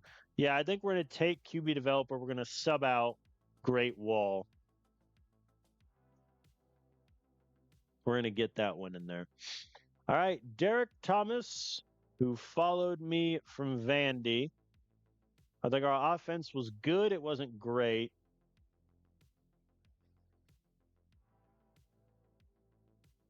I'm going to boost his recruiting, I think. And then Jaden Lester, we're going to boost his recruiting. Same idea. Coach Carousel, obviously, we're not leaving. So I'm going to make sure. Yep. Done renegotiating a handful of head coach spots, but come on. Like, let's be real here. All right. Nobody wants to poach Derek Thomas, so he can stay. And nobody wants to poach Jaden Lester. So both coordinators will stay for at least one more year. I'll take that. Did the Vandy? No, Vandy coach is staying at Vandy. Fair enough. All right. OSU head coach retired. Georgia's head coach retired. FIU's head coach retired. FIU, oh no, they lost to UC or Minnesota, excuse me. That's tough. They lost to Minnesota. Come on, man. That's rough. All right, I will go through players leaving as well as players transferring out, and then that'll be it. Michael Mills, the 7th round, Michael. To be clear, he was injured for a bit. 51% completion percentage. He had a forced fumble, but no picks. However, come on. So I am going to promise Mr. Michael that we are going to win the Natty. If we don't, I lose 6 integrity. Or should I pay him? How much money did he want? 1.6. How many seniors am I losing? I'm losing quite a bit. Like, I might need all the money I can get, but I also, at a certain point, can't keep bleeding integrity. You know what? Now I'll promise him. We're going to win the Natty, Michael. Come on. All right, graduating seniors. Let me just go through the list. No quarterback, running back, Jeffrey Montgomery, all conference. This past season, I mean, 18 rushing touchdowns is insane. Only had 2 fumbles the whole year, 100 yards in the air as well. Really, really good wide receiver, really, really good running back. And, listen, he started as a 68 overall with C potential. Like, he didn't start very good, but then he played a bunch and his ratings soared to the hills. So we will definitely miss him. Wide receiver, this is going to suck. Everett Ryan, Marshall Conway, Ahmed McNeil, all leaving.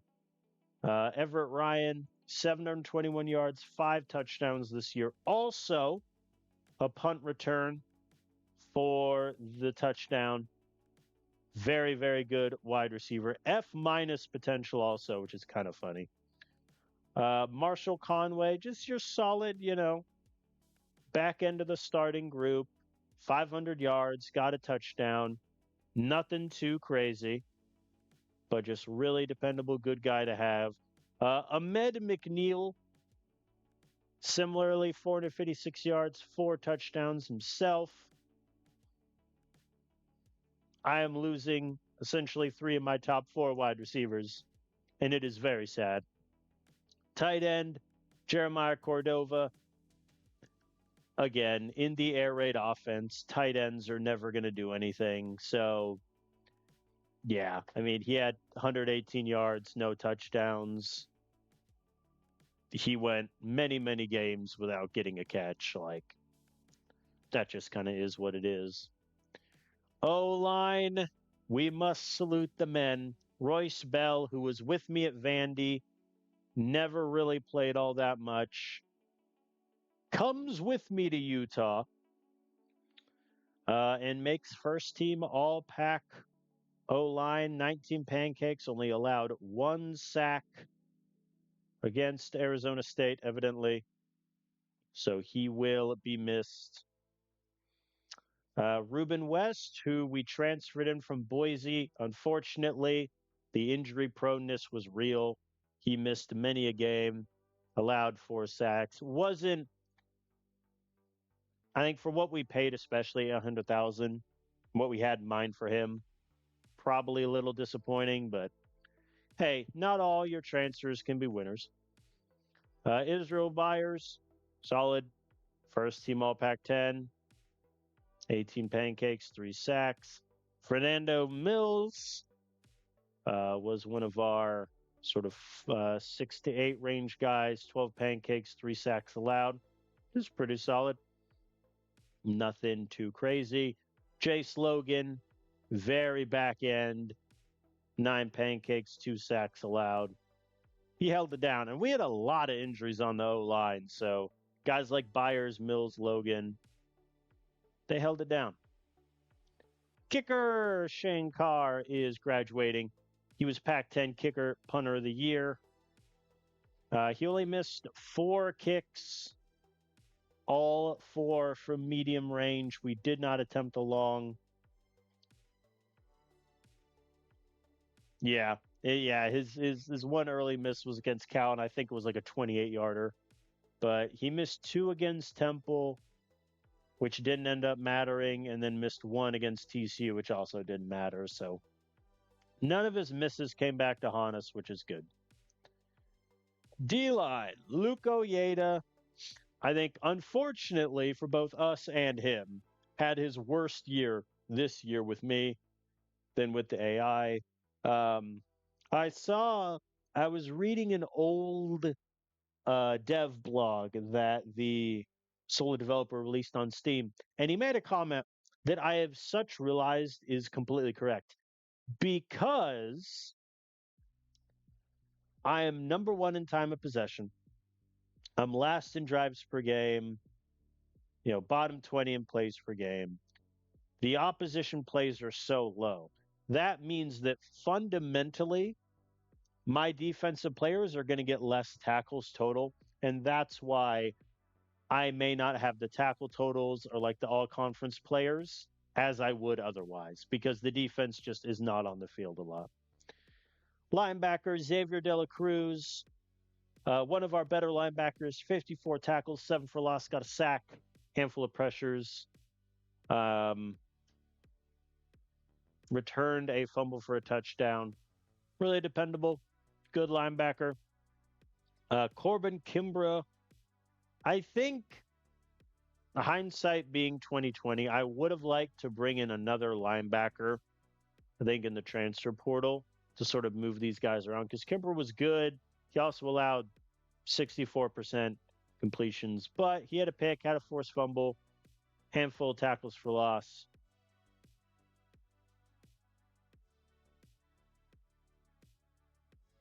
Nothing too crazy. Corner, we're losing William Archer, who unfortunately didn't play all that much this year, got hurt, allowed 2 out of every 3 passes to be completed. So disappointing from him. No senior safeties. So that's my senior group. I think, listen, I'm losing 5 of my top 8 offensive linemen. I'm losing 3 of my top 4 wide receivers. I'm losing my number 1 running back. Like, our offense is about to take a massive hit. Massive hit. So we will definitely need to go searching in the transfer portal. I think, in all honesty, I'm going to pay Michael Mills money. I'm going to pay him 1.6 million instead of doing the Natty promise. If we win the Natty last year, we all get to laugh at me. But I think with how much NIL money we've saved up, and I'm not going to need to pay anybody that's threatening to transfer, so I think I should be okay.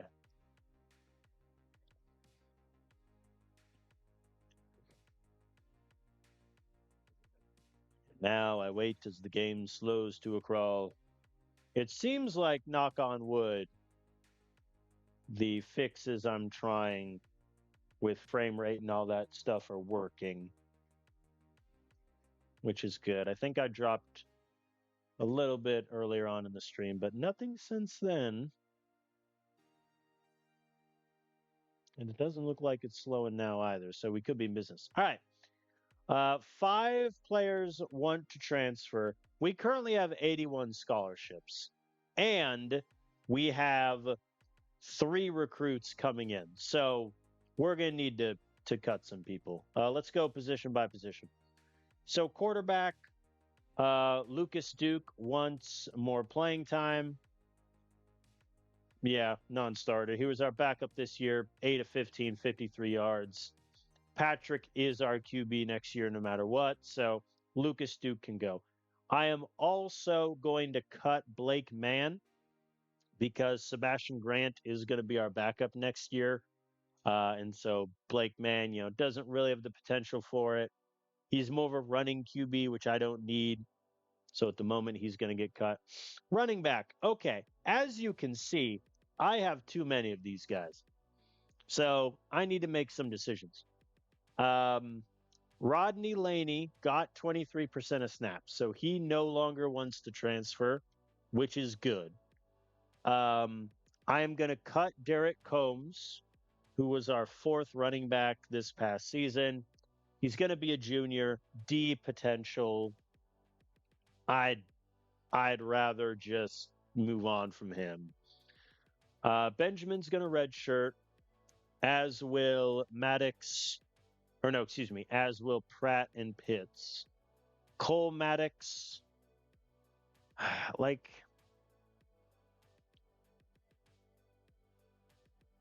think Larry Ellis I want to keep because he has B potential and 80 ball security. Maddox is, I would say, average athleticism, but below average ball skills. Fletcher, ball skills are okay, but he's just not athletic. And it doesn't make any sense for me to keep both men.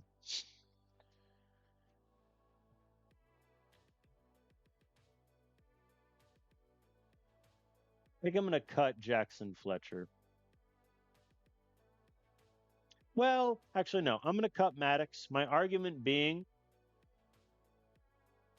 well, let's see. So Lane is 1, Butler is 2. Sage Chaney is 3. So Jackson Fletcher would be my 4th running back as a sophomore, maybe 3rd. Yeah, that's not. Don't think that's particularly worth it. But I don't see Maddox contributing that much soon either. So at the moment, I'm going to keep Fletcher over Maddox. We'll see. All right, wide receiver. So Willie Ryan and Dalton Jiang are both leaving. Willie Ryan is definitely gone. He can't run a route. He's got good speed, but he has D minus potential. Dalton Jiang, 25 targets. I think he might hit. Nicholas Moon probably won't play over him. And I don't really want to go for any wide receivers in the transfer portal because I want to play some of the younger guys like Dylan Jenkins and Mark McCullough more. And I know of a lot of guys with good potential behind him. So I think I'll promise Jiang 25 targets. I just really need his catching to improve. All right, tight end. Mario Butler is cut. D plus potential. Come on. Brock Tucker, I am going to let transfer out. And so our tight end 1 next year is either going to be Raul Price, who's a blocking tight end, or true freshman Sawyer Quoke. So that'll be fun. O-line, I don't think I can really afford to cut anyone because I have like 3 returning contributors.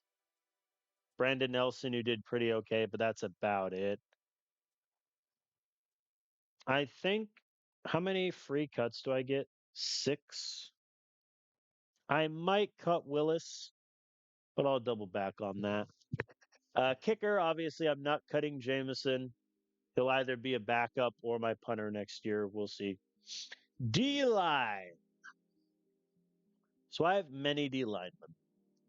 I also have a lot that are in the same range. I think McClure played really well, so I don't want to cut him. Ricardo Norris hilariously has a defensive touchdown after we transferred him in from Nevada. So I'm not going to cut him. I think Moises Grant is the odd man out here. So we're going to release Grant.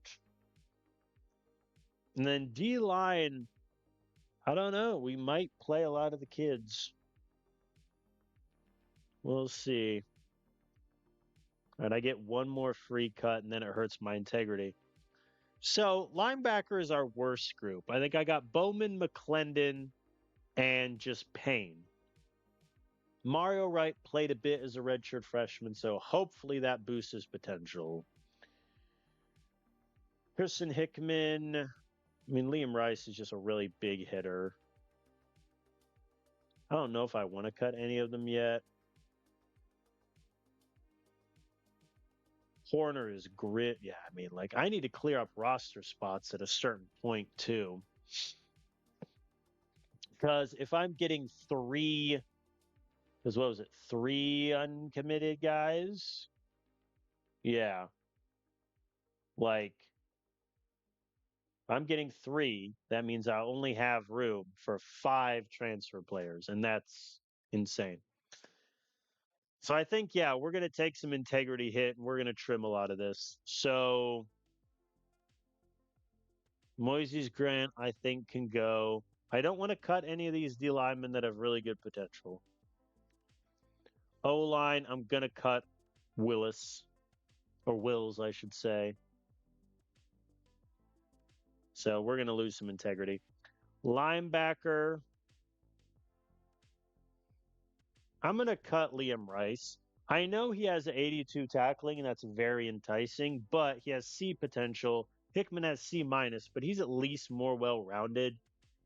So if he has incremental gains, he might end up playing sometime. How big is Mario Wright? 236? Okay, no, so he cannot be a D lineman. Corner, all right, corner is where I need to make some cuts with a capital C. Henry Miller was pretty good defensively, so even though his potential sucks, he can stay. Nathaniel Bond wasn't great, and he wants to be a star, which could be a problem. He did force a fumble, though.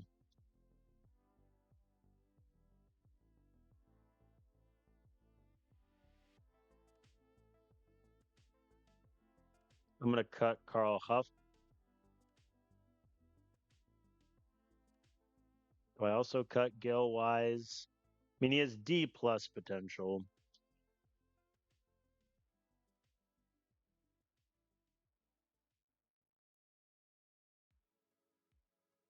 Yeah, his man coverage didn't move. Tackling got a bit better. I don't think it's worth it. I don't like cutting guys that just redshirted, but at a certain point, like I gotta make cuts. And I'm really debating Nathaniel Bond. Landry, I think, should stay. Reeves needs to stay because I need his zone. Collier is good. Farmer played a decent amount, but he allowed 9 out of 12 catches. But he has A minus potential. So I think that's the list. I don't love it. I think Nathaniel Bond is the big question mark. Like, would I rather play Landry? Landry is quicker, better tackler, better IQ. All Bond has on him is 2 better man coverage, 6 better zone. I think I'm going to cut Bond. And I know he played 30% of snaps last year, but I think I got to do it. Like, I need to trim a lot of this. Safety. So, Corey Golden wants to transfer. I am more than happy to let him. Hargrave is obviously safety 1. And Aiden Stallman to keep. He got second team all freshman. That counts for something. So it's between Taylor and Bradford. Xavier Harrison, I don't want to cut. He has A minus potential and 95 tackling. Come on. So I guess I could move one of them to corner, but I don't quite want to do that. I mean, Taylor has B potential, whereas Bradford's a C minus. So I think we're going to cut Bradford. He has 93 zone coverage, which, don't get me wrong, pretty good. But he also wants to be a star. Like, realistically, right now, I'm debating between, safety 3 and safety 4. So I'd rather give Caleb Taylor that shot and go from there. So we're down to 71 scholarships. The 3 recruits that are uncommitted makes it 74. That's 11 holes. QB, I'm not bringing anyone in. Running back, I'm probably not. Wide receiver, I may. Tight end, I'm not. O-line, I'm trying to bring in like 2, 3 guys.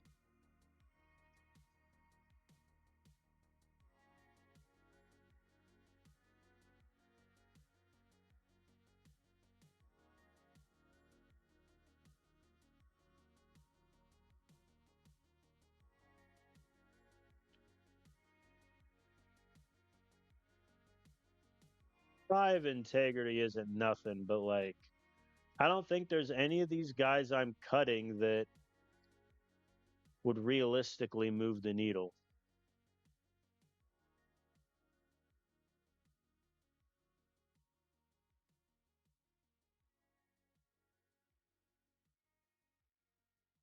Yeah, and I'm not cutting any D linemen except for Moises. Linebacker, I'm only cutting Liam. I'm choosing to keep Tristan Hickman, which seems like a terrible idea.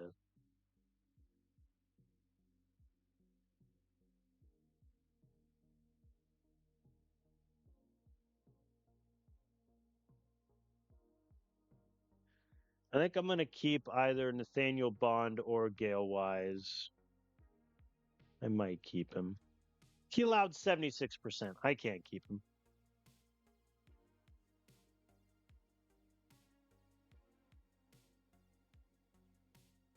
I am going to keep Gale Wise on the insanely off chance his potential rebounds and he gets like a +5 in one of his coverages.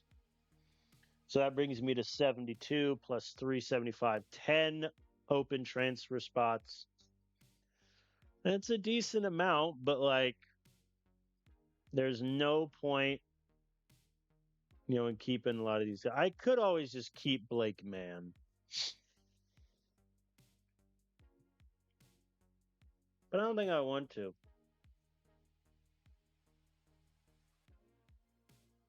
Like his accuracy is a 61 and it didn't move when he was a recruit. So yeah. I think that's my list. We're going to let 4 players transfer out. We're going to cut 10 and I lose 4 integrity to drop to 84. And then in terms of promises, all I'm promising is Dalton Jiang gets 25 targets. Which now that I think about that, like, do I even.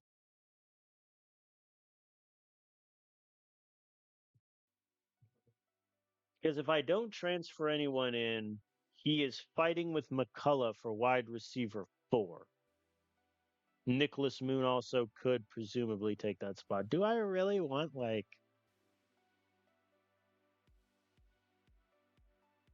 I would rather, let's say I transfer in a wide receiver, which I probably will. Then McCullough is faster and his route running is better. You know what? Never mind, Dalton Jiang, you can transfer. So in that case, I'll save one of the guys I'm cutting. Whom do I want to save?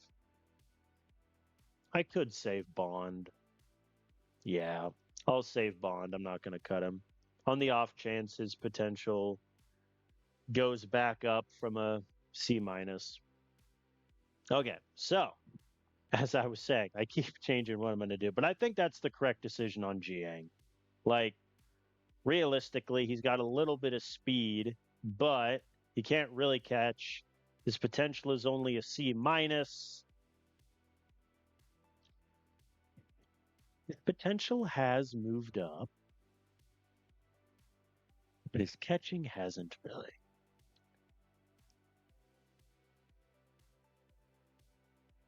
Keep going back and forth on him.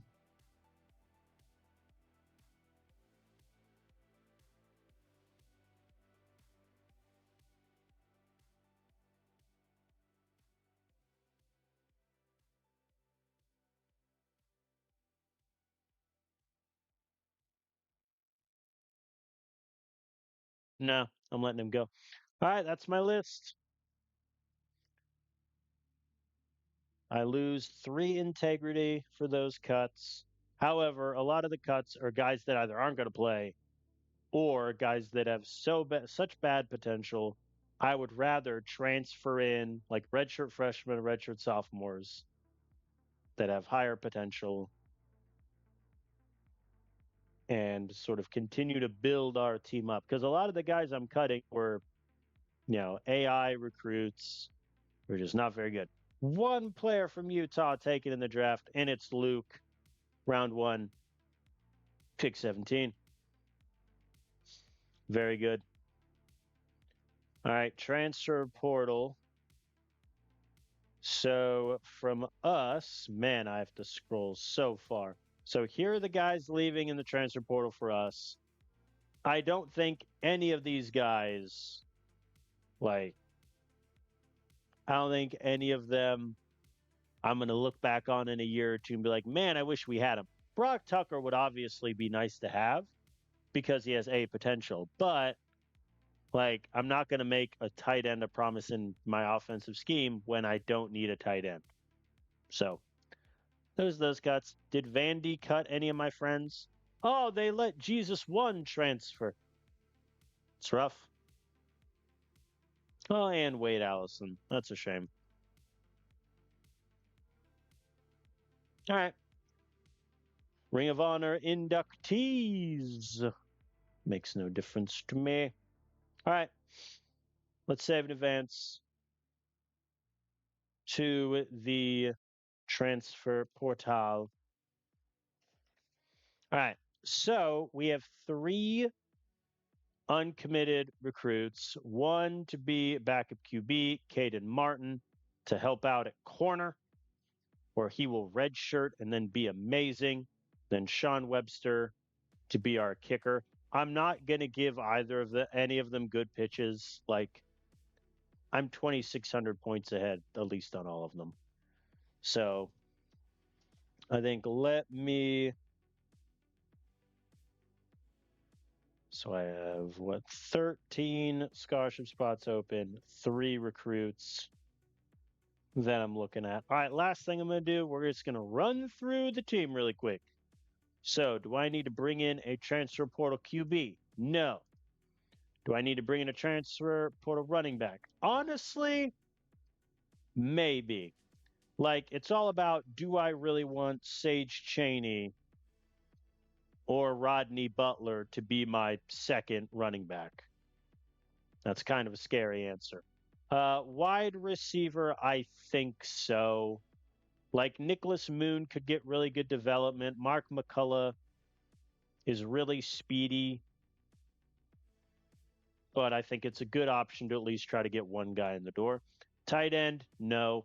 It's either going to be Raul Price or Sawyer Quoke. Whoops. O-line, yes. I think the thing with my O-line, though, is Brandon Nelson, Levi Vaughn, Pablo Rudolph, Jesus Wood all have A-plus potential. So they all could surge. However, I still need to bring in O-lineman. Kicker, nope. D-line, I think yes. I like some of our depth, but, Elvin Ivy did pretty well. Walker Gibbs did pretty well. I'd rather get one extra guy in there to help out. Linebacker is a definite yes. Arguably my biggest position of need. Like, I have Bowman and McClendon. I have no one else really. Mario Wright, sure, he got a handful of tackles for loss, couple pass breakups. He also has D minus potential. So counting on him developing is not great. We'll see what else the guys can do. But yeah, definitely want to bring in linebacker help. Corner, I think corner I'm staying pat because I got Benton and Sykes coming in. I also have, what's his face? I forget his name. Martin. So, like, those guys are all probably going to play in a couple years. Farmer has good potential. He did well. I don't think we're going to bring in a corner. I think it's going to be a battle between pretty much all 5 of these guys for who plays. Safety, I don't think there's a point. Like, Hargrove is 1, Stahl is 2. So it's Taylor versus Harrison for 3.